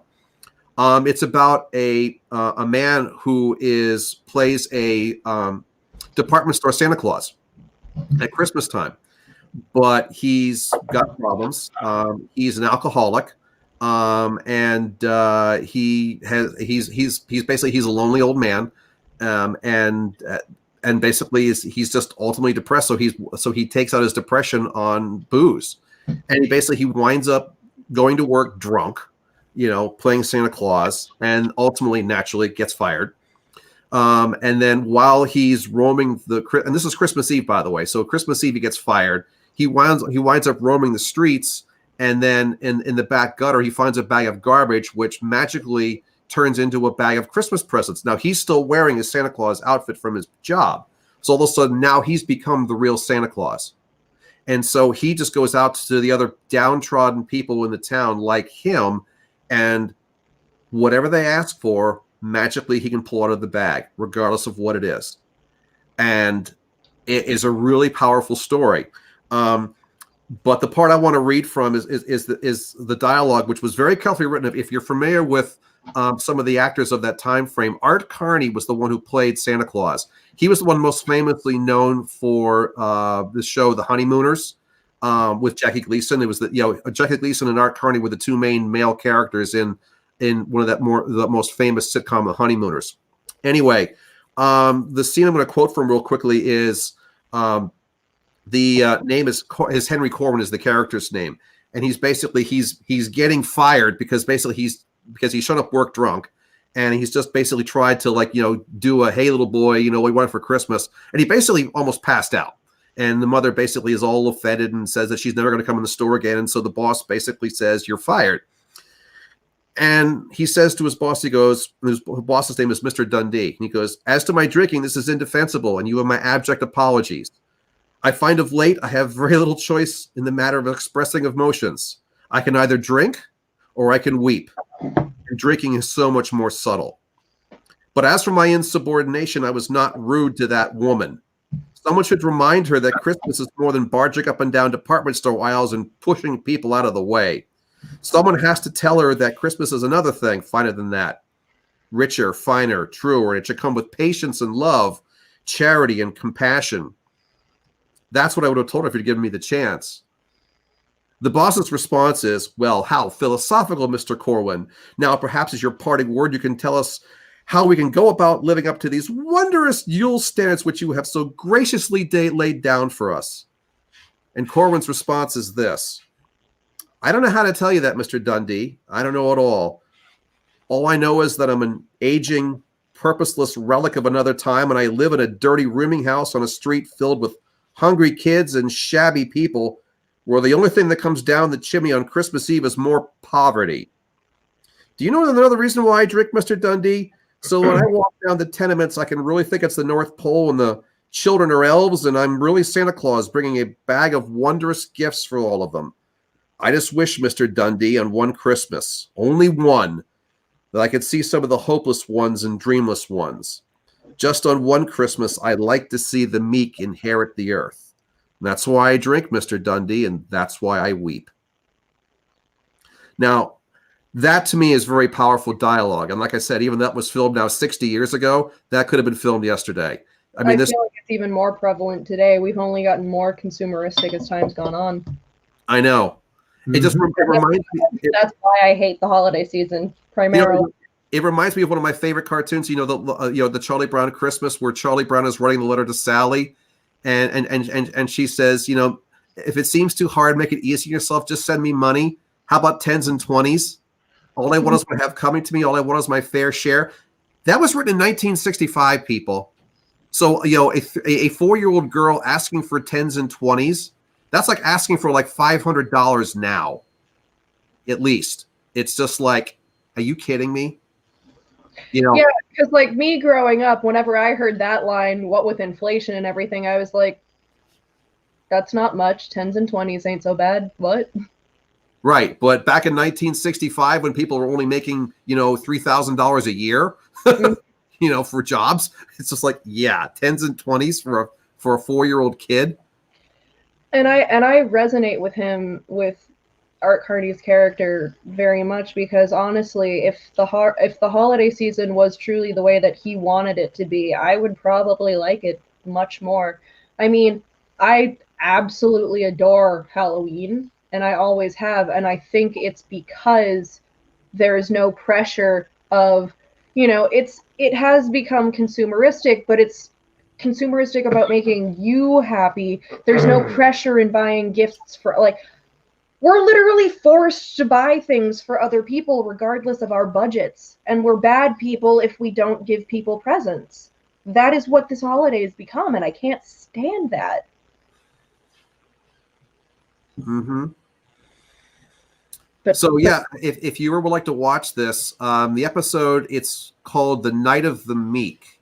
So, yeah, if you're into Netflix and all that, find Twilight Zone, call it up there, watch it, and it's there, and it's a very moving episode. Like a lot of the old Twilight Zones were very, very moving episodes, because it really made you think about things.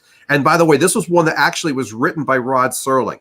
Rod Serling actually wrote about a third of the Twilight Zone scripts, and this was one that he had a hand in, and he actually handpicked all of the actors in this episode. So the thing is, the various characters, he had a tendency of picking people, forcing them deliberately outside their box. So like Art Carney, for example, was known as a comedic actor. So he purposely makes him as this very serious, drunk Santa Claus. And the actor who plays his rather nasty boss is the dude that voiced Piglet. John Fiedler, whose most famous thing was the voice of Piglet, it's from the so Winnie the Pooh weird series. To see Piglet be mean. Yeah, and so the fact is that that I mean, and as an actor, John Fiedler, because he was very short, he had a very high tenor voice, so he had a tendency of playing roles where he was always the downtrodden one. He was the one who was picked on, ignored, abused, etc. So in this one, he gets to be the mean boss. So again, it was like Serling was just like, oh no, we're going to reverse roles. You're going to do this stuff because it's outside the box of what you normally do. I love that episode. Shall we have another reading, my lord? Sure. What do we have? Who's up next? Our last two are Chelsea and Gabby. All right. So Chelsea's next. Yeah. And I know she's put a comment down here, so I know that you're, and Gabby's here too, because she also just put a comment down recently. All right, Chelsea, you're up.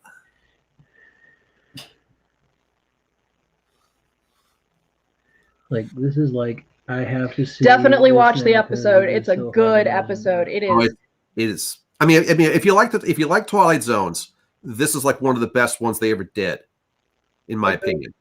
And you can't go wrong. And we watch it every year. What was that? And we watch it every year. Yeah. Actually, it's not just my opinion. Actually, that episode got a ton of really, really positive reviews when it first came out. So, Art Carney, you can't go wrong. Our family did an old-fashioned homemade Christmas. No store-bought gifts allowed. We had to create a gift, sing a song, draw a picture, things like that. It was the best Christmas we ever had. That sounds lovely. That is really cool. I've done the last 4 Christmases, with the exception of my littlest one. I've done all handmade Christmas gifts, whether I made them or somebody else. All right, you want me to take this next one since you did that? You did that. Yes, please. Any reader that gets the feel for it. Number 22. 22, another master number. Don't read into that, Bruce.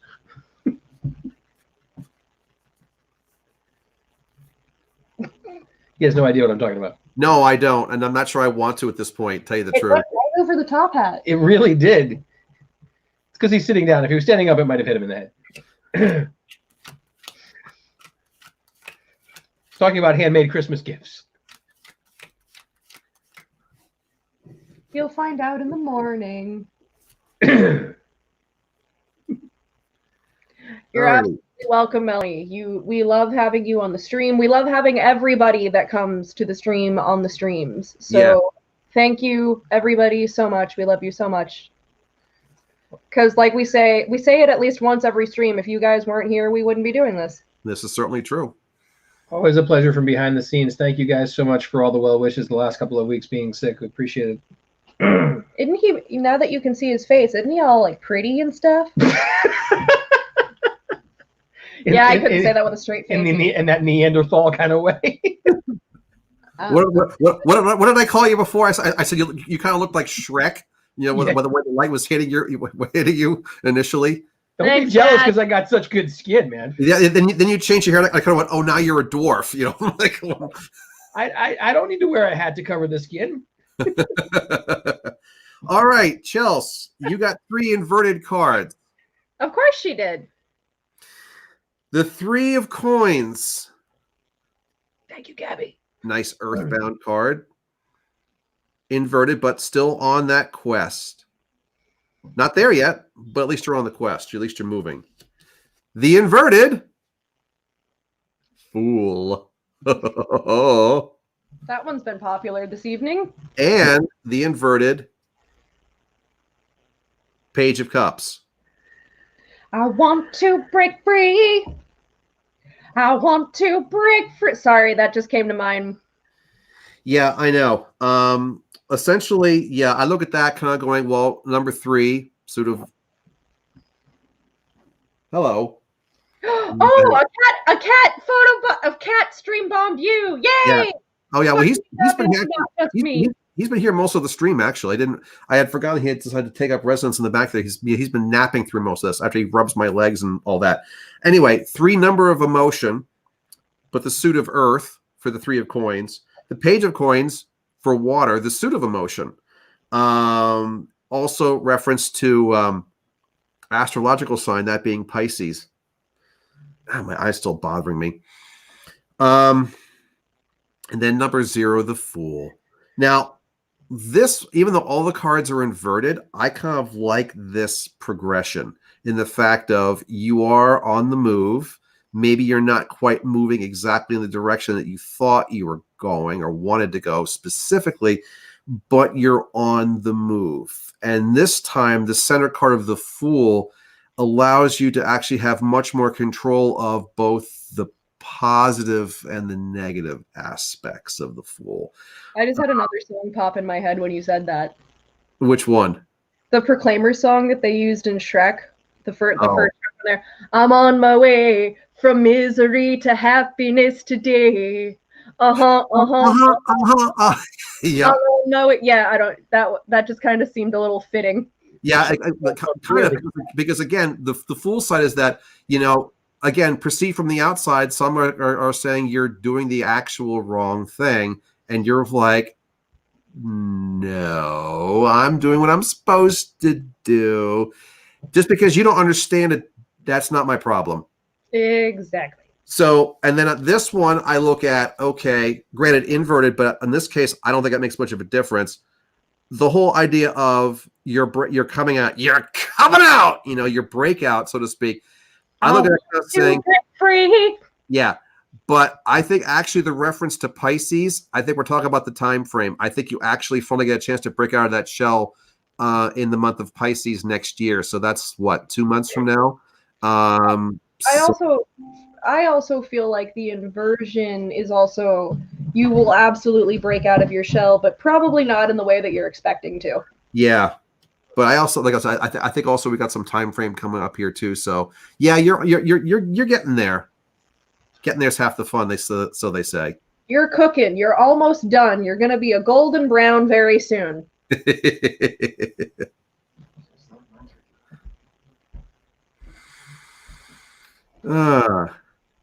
There's Gabby's comment. You want to throw that up there? What? Or actually, I'll throw that up there real quick. Gabby's comment about this. Oh, you want to put up Chelsea's card pull of the day? Apparently, she did one for herself as well. Wrong one. She said she pulled out the reverse 10 of coins. Oh, that's the that was the I gotta find it because we talked with that one came out earlier tonight as well. Twice. Now I gotta find it. The Trees of Symmetry card, and naturally, of course, with the dragon face in between. Right. And of course, naturally, it's epic and fine. Rum does that. He's very tall though, so not quite a dwarf. Do. Of course, it's gonna be like in the. Here we go. This is always why you have a tall man to reach you things. I don't have one of those. There's your 10 of coins card, at least in the dragon deck. Which is an interesting connection to what you're getting now. Kind of. I think so.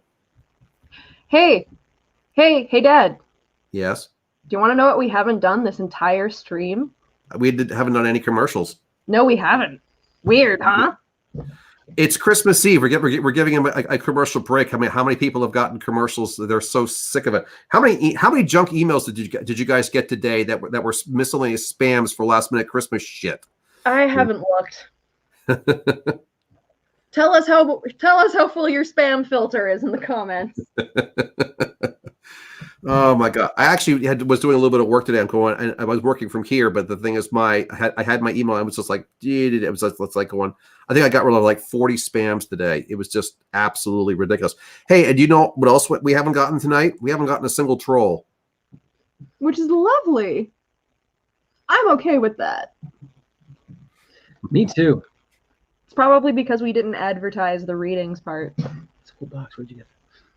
I know, it is a cool box, isn't it? I like that. Good, Chels.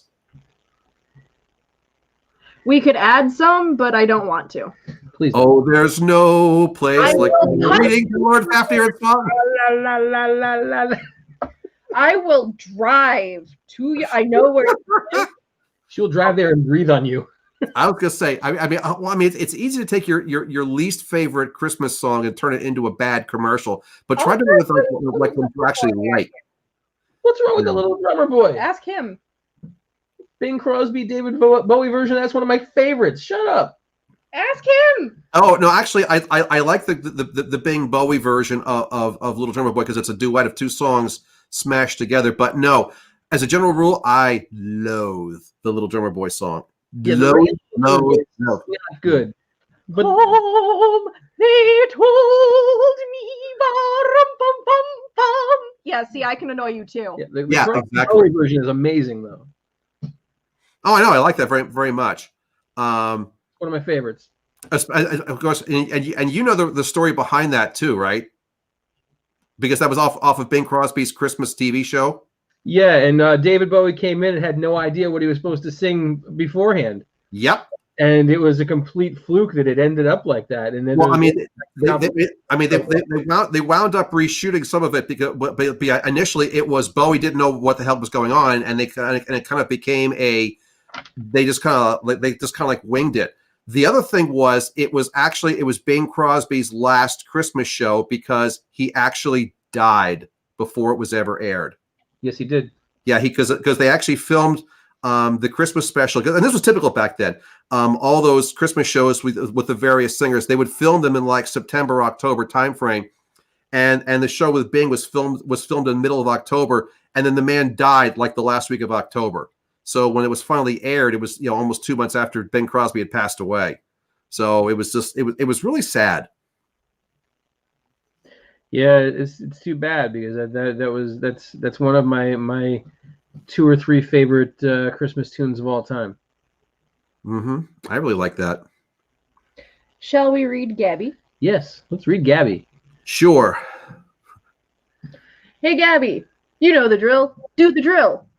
The troll says you should read Gabby. Or the dwarf, sorry. I'm like, you're not. You're not a troll to me, my Dwarf. good sir. Dwarf. She said dwarf and epic and amazing. So we like Chelsea. Yes. Yes, read Chelsea. No, we're reading Gabby. No, we just read Chelsea. Okay.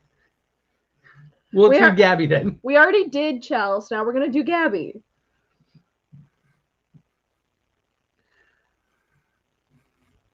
I was rooting for you, Chelsea. He wanted you to get round 2.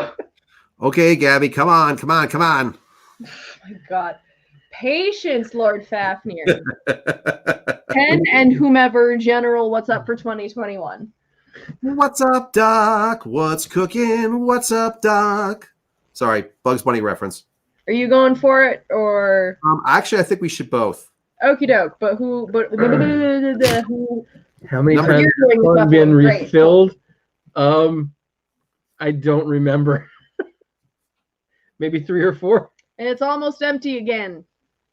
In fairness, it's not a big horn, but in fairness, it's also rum. It's not But beer. also, guys, look at the wire wrapping on it. Can we just talk about that for a hot second? Isn't that pretty? Show the other side too. Why is the rum always gone? I love when he lets me wear this at fairs. I'm always like, oh yeah, I got the best horn around. Yeah. You could take that in a whole bunch of ways. Thank God you whispered that. Whispered what? I didn't say anything. I'm just sitting here drinking my rum. We're good. All right, I got 3 cards for Gabby. I got the 5 of Cups, regular style. Nice. Okay. The dragon getting away from the distant shore with a storm to a new shore, where hopefully things are much better. The inverted, whoops, I just dropped the card. The inverted whoops. The inverted 2 of Cups.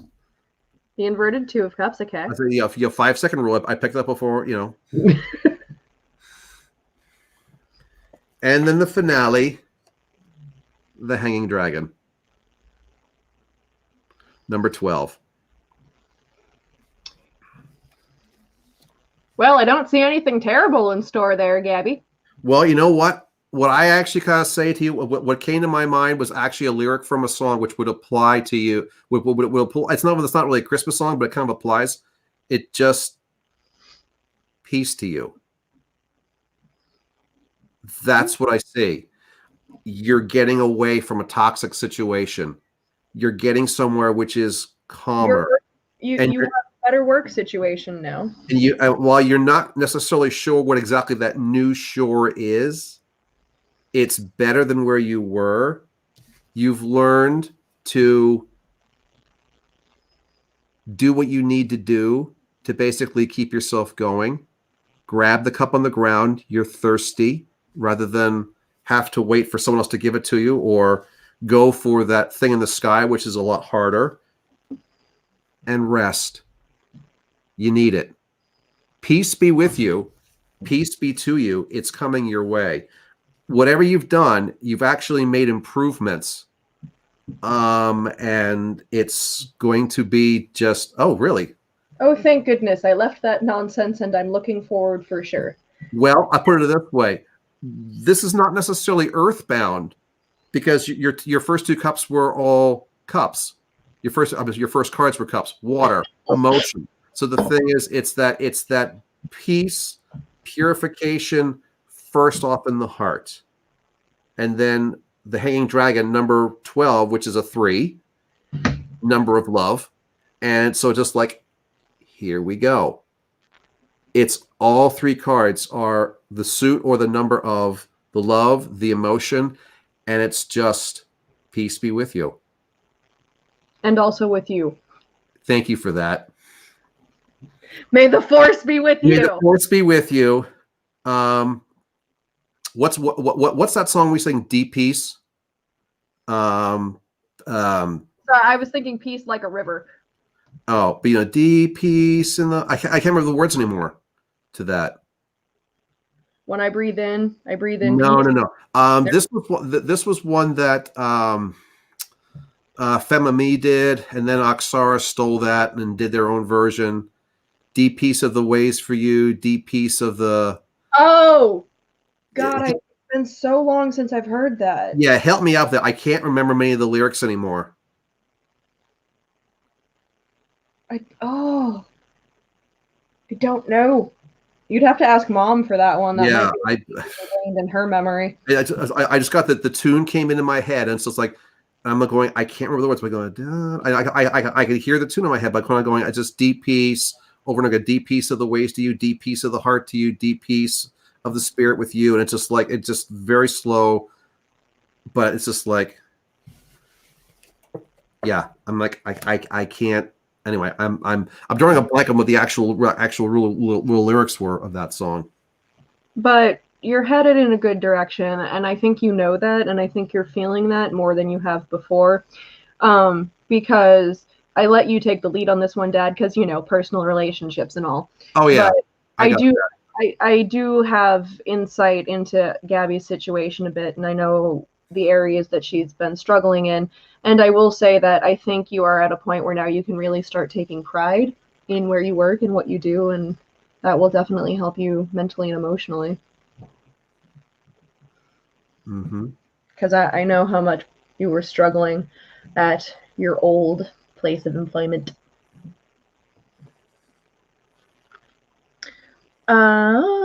I know that we are not doing like full commercials tonight or anything, but I do just want to remind people of our next upcoming event where you will see our faces perchance.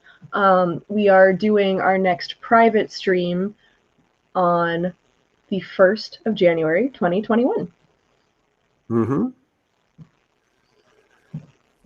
And as you all know, our private streams are very similar to what our public streams are, except they are pay to get in. Anybody that pays for a spot gets a reading, so we will stream for however long we have to. There's no limit on spots.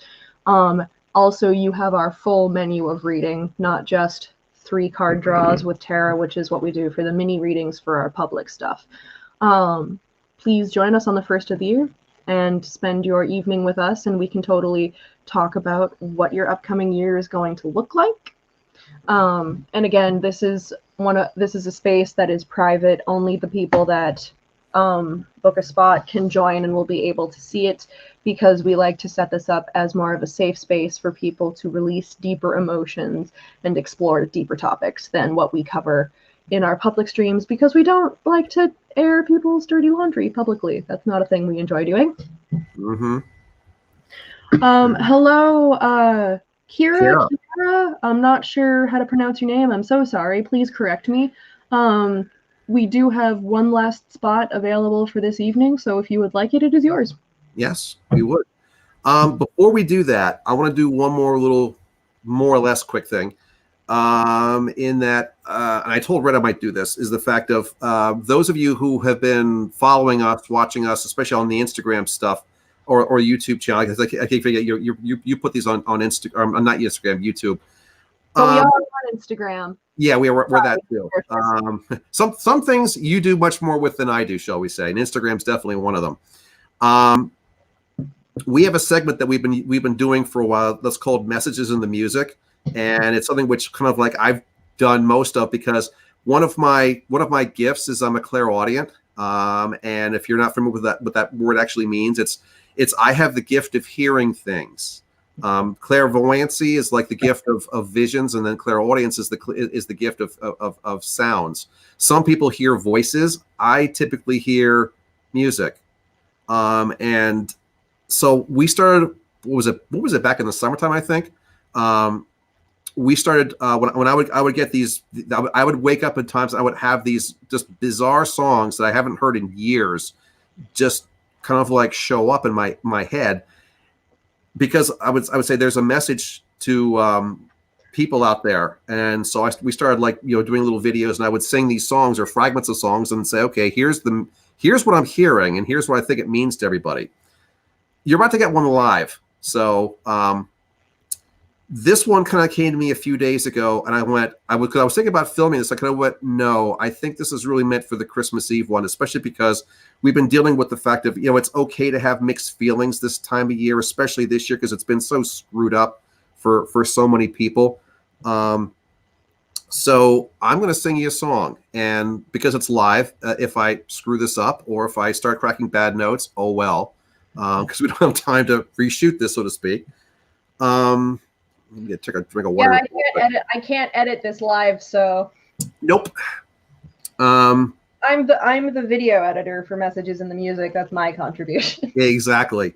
So if you guys are an Eagles fan, this is an Eagles song. This was written back in the mid 1970s, around but not close to, but getting close, but near the time of their peak popularity. But this was not a one of their hit singles. So the thing is, if you're used to hearing only the greatest hits of the Eagles, you probably never heard this song. Now, if you were a big Eagles fan, you're going to know this one. This was called After the Thrill Is Gone.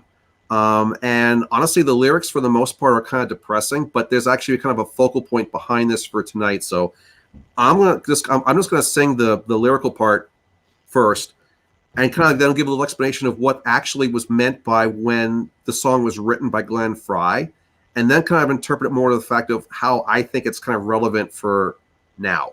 So give it a whirl here, and hopefully my voice isn't going to crap out here. Same dances in the same old shoes, some habits that you just can't lose. There's no telling what a man might use after the thrill is gone. The flame rises, but it soon descends. Empty pages and a frozen pen. You're not quite lovers and you're not quite friends after the thrill is gone.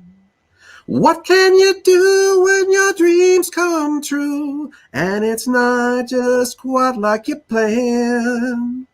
What have you done to be losing the one you held it so tight in your hand? Time passes and you must move on. Half the distance takes you twice as long. but still you keep on singing for the sake of the song. After the thrill is gone, you're afraid you might fall out of fashion, and you're feeling cold and small. Any kind of love without passion, well, that ain't no kind of loving at all. Same dances in the same old shoes. You get too careful with the steps you choose. You don't care about winning, but you don't want to lose. After the thrill is gone. Whoa, after the thrill is gone.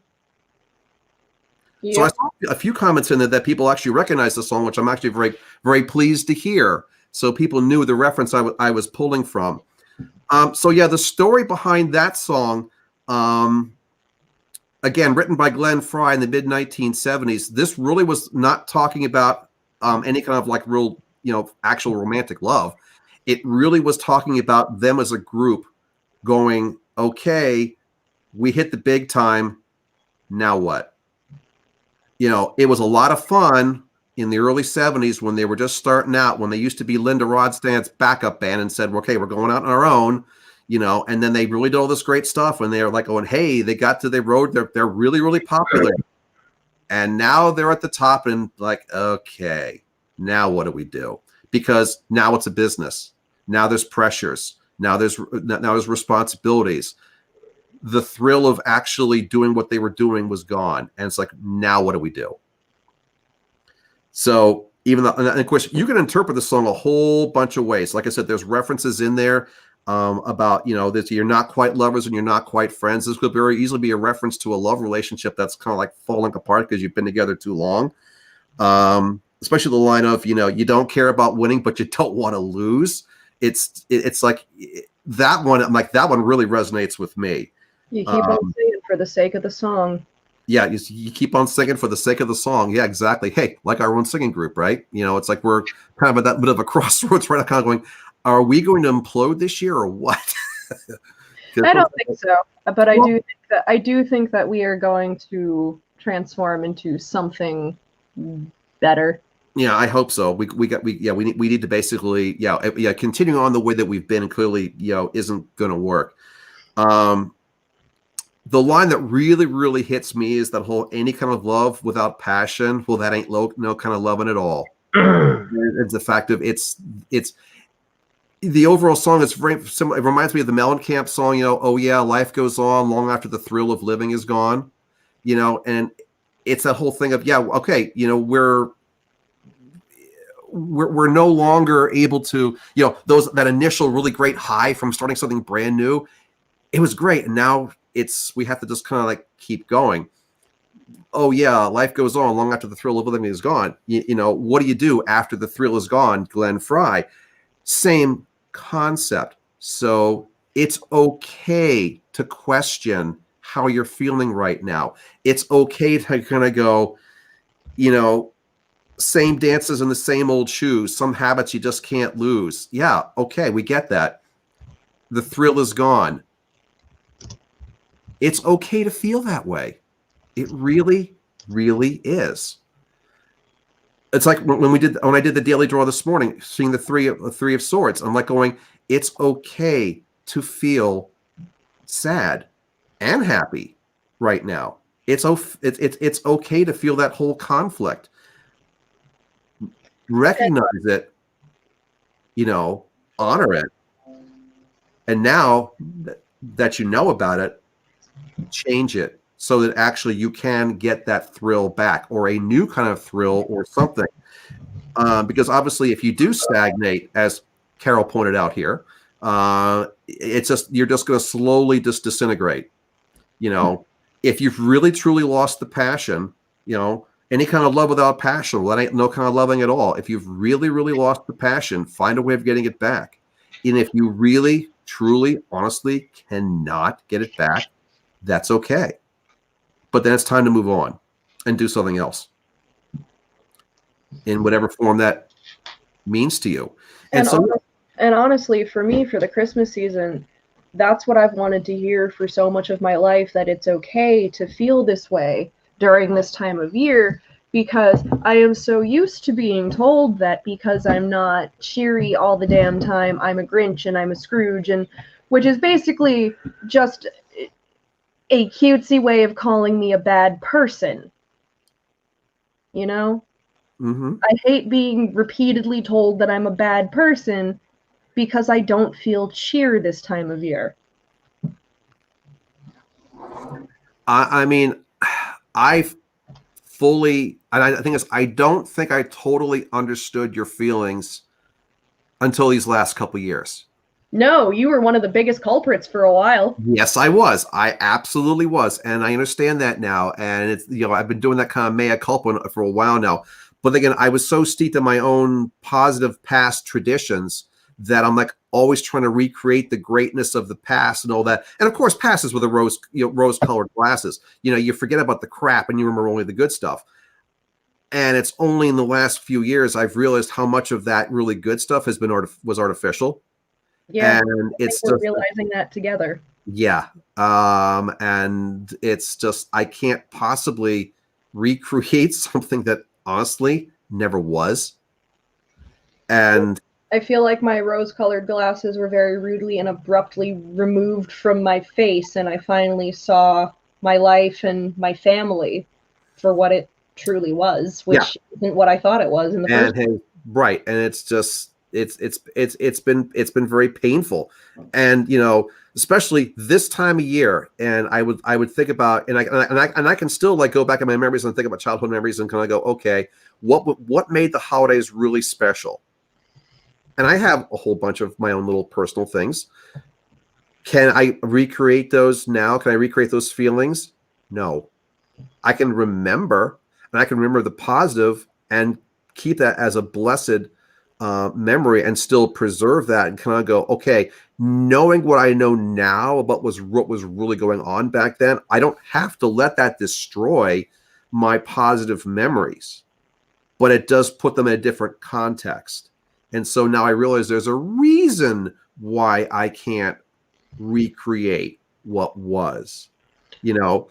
It's like a very famous Shakespeare quote, it never was what it was. And I think that especially last Christmas season and this Christmas season, that's what I'm struggling with the most, is I tried very, very hard to create something in my head that didn't exist. And I tried very, very, very hard for a while as a child to convince you all that it existed as well. But it doesn't, and it didn't. So, on that cheery note, Kiara, well, we did tell people for the stream we were going to be sharing our own emotional highs and lows. So yes, we have. And for this particular one, for me at least, I'm more on the low end, and I'm with you, kid. I really am. I try not to publicly bash people celebrating, but I also, like, I made a post on my Facebook this year basically telling people that the holidays are a really hard and traumatic time for me, and that I wasn't going to stop them from celebrating their own stuff, but if they could please just keep it out of my face, I would appreciate it. Yes, Mindy, it was a group therapy session the whole time. Joke's on you. I was going to say that was actually kind of the whole point of this stream. I came up with it, tell you the truth. Welcome to the anyway. Entire idea for this. Joke's on you. Ha! Exactly. So what we're going to do is we're going to do our final free reading for the evening, and then we'll do some final little send off words, and then we're going to call it a night, and then everyone can go and celebrate the holiday version of Christmas Eve, however you want to do it, shall we say? So that was, who was that again? If you are here, I'm not sure if I'm pronouncing your name correctly, but Kiara, if you are still here with us, yes, here you are. Yes, you can ask a question. Ask a question. Ask if you would like to have myself or Spawn be the primary reader.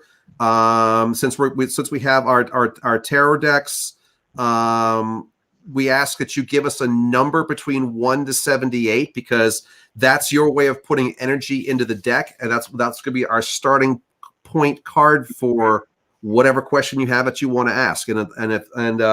If you weren't here earlier on, both of us have Dragon Tarot cards. Red also has the Swiss 11J deck, which I refer to as the Dark Shadows deck. And I also have a relationship-themed deck called Sexual Magic Tarot, if you want to head into an R-rated deck, shall we say. Yeah, I guess it all sort of depends on what direction your question is. Yes, exactly. So all is in your court, so let us know what you want.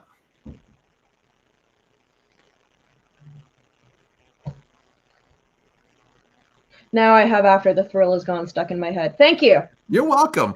I mean, there are worse songs to have stuck in your head. I just keep coming back to The Thrill Is Gone by B.B. King, so. Please, can you tell me if my father will think that me dropping college and starting a job next month is a good decision? Number 9. Okay. We'll tackle that. If you're not familiar with us and our style of reading, I'll give you a little disclaimer. We don't sugarcoat. We do not. Also, can I just make sure that we know what your pronouns are that you prefer, just to make sure that we get that right, because we like getting that right. Everyone that we read tonight, we already know, so we didn't have to ask them. But you're new, and we love new people. Thank you so much for joining us. Yes, thank you indeed.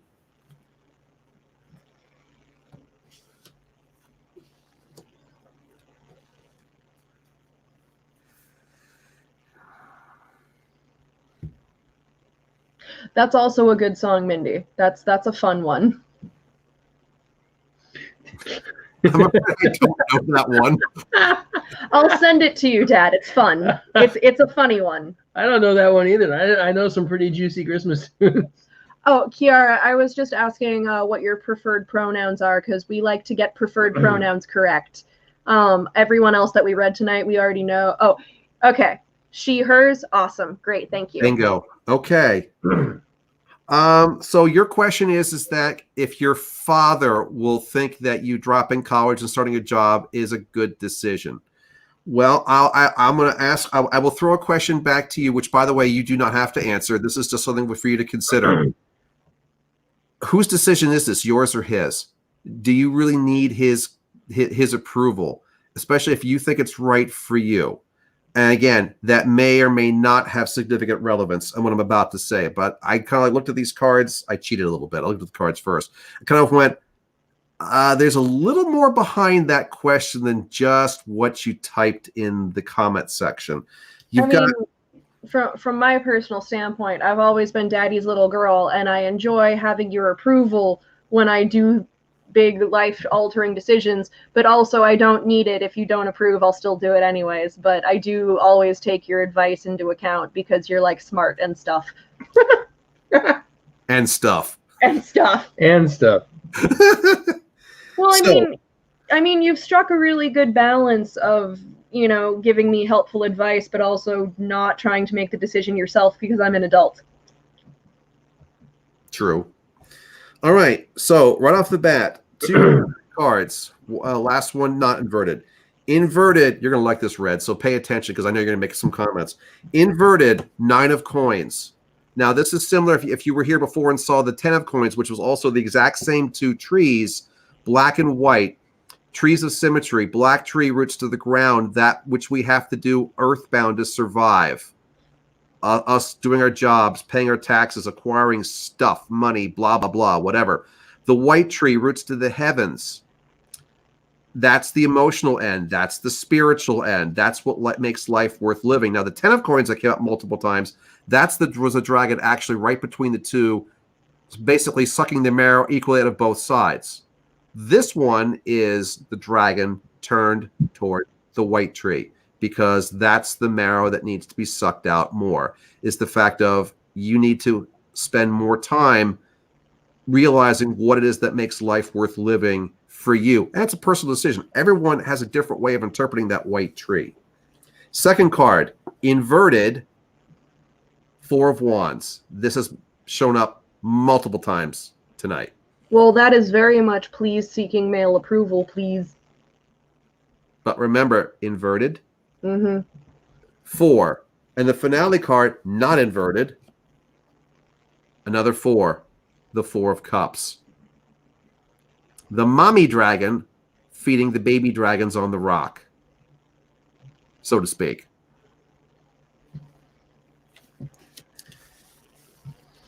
Honestly, reason why I threw this out to you is that, you know, this is something that you need to do. I think you've already identified that dropping out of college and getting a job, it may not be what he would like for one reason or another. But it's what you need to do, and that's what's important. It's right for you because you've already identified the fact of going the traditional route, the black tree route, it's not your path right now. Now, maybe later on, maybe you'll go back. Maybe you'll say, you know what, I'm gonna go back and finish what I started. But right now, it's like, no. I got to face my white tree. I'm not happy. And again, from a personal standpoint, I'm in your shoes as well because, believe it or not, I didn't finish college. There were multiple reasons as to why not, most of them having to do with my health. And neither of my parents are thrilled with that decision, but they also understand it and don't whine at me about it because it did at one point basically come down to trying to finish school or dying. And, you know, I feel like staying alive was more important in there. But your case might not be as serious, but the same general rules apply. You're an adult now, and it can be very hard for parents to sort of loosen the reins and start to let go. I know that it was very difficult for my mom. You know, she had a really rough empty nesting period, but, you know, then you get, but then you sort of get to the other side of it, which I think if, you know, Dad, if you and I haven't already reached it, we're at least getting there where, like, yes, I am still absolutely your child and I always will be, but we're a bit more on a peer level now. Mm-hmm. Very, very much so. So, and by the way, from a numerology point of view, the other two cards, 9's the transition number. You're looking through white tree. The other two cards were 4s. 4 basically represents end of a phase. And again, like my dad said, there is nothing saying you won't go back. And as Gabby just said in her comment, which is lovely, college will always be there. Yeah, that's what I said before, is the fact of, you know, maybe it's not something that you quit and never go back to. It's just that maybe this is just not the right time. You do something else and then you go back and finish what you started a little later on. Now, to clarify all this, because the 3 cards I drew, even though your question was about your father and what he thinks, those cards really were, where do you think? So I said, I asked the cards, I said, now let's draw one more card and actually answer the question that you specifically asked. What's your dad going to think? And this is the cards that you got. The 10 of Swords. He's not going to agree. But he also can't stop you. Right. Well, first of all, he's not going to agree right now, which, by the way, being a dad and having a daughter like that one, sorry. We also have another dad here with daughters. Yes. So the thing is that, yes, I look at some of the decisions that good old Spawn has made in the past. And at the time that she made some decisions, I literally was just like, pardon my French, what the fuck are you thinking? But then you understood later. Right. And so the thing is, I do believe what's going to happen is the same thing. The initial reaction is, I hate to say it, he's not going to just kind of embrace you and going to go, oh, that's my girl. I applaud everything that you've done. No, it's going to be, he's probably going to be disappointed. He's going to be like, really? Do you realize what you're doing, right? But again, he has a different perspective, which is not yours. He doesn't fully understand you and what you're going through. Now, granted, not everything that he's thinking is in fact wrong. He's got some valid points. But for right now, the things just aren't connecting. And ultimately, it's your life, not his. Mm-hmm. And that's one of the big things. You say your bit, and then I'm going to say another bit. Yeah, I just want to add, as a father myself, I have 3 daughters, 2 that are college age. One has graduated with a degree, and one that is taking some time off. And ultimately, the only person that can make that decision is you. You're on your own journey. This is your path. Nobody else can really decide what's right or wrong for you. People may try and guide you and help you make decisions that they think are best for you, but ultimately, as a father, I had, my oldest daughter was in tears one night calling me up when she decided to change majors, when she realized that what she was doing wasn't what she really wanted and what wasn't going to make her happy. And my other older daughter, who's in college, also, taking some time off because she was going for architecture and realized that she wanted to go for nursing instead. That architecture just wasn't something that was going to make her happy. So ultimately, you got to find what's going to make you happy. My father always told me, find a job that you like, you never work a day in your life. So find what's going to make you happy and something that you enjoy, instead of something that's just going to make you a slave to the grind for the next 40, 50 years. Be happy, do what you need to do for you. And for my final bit, whenever you actually do have the conversation about it with your father, I don't know if you have heard of the singing group Sweet Honey in the Rock. They are lovely, highly recommend. There is a song that I think would be very poignant that they do for him to listen to, and I'll do a little bit right now, but basically it goes, "Your children are not your children, are the sons and the daughters of life's longing for itself. They come through you, but they are not from you. And though they are with you, they belong not to you. You can give them your love, but not your thoughts. They have their own thoughts. They have their own thoughts. You can house their bodies, but not their souls, for their souls dwell in a place of tomorrow, which you cannot visit, not even in your dreams. You can strive to be like them, but you cannot make them just like you. Strive to be like them, but you cannot make them just like you." We both sing the song, by the way. That's why I'm like going. I know a different part of it. I would have joined in, but I didn't want to have to be a cacophony of noise.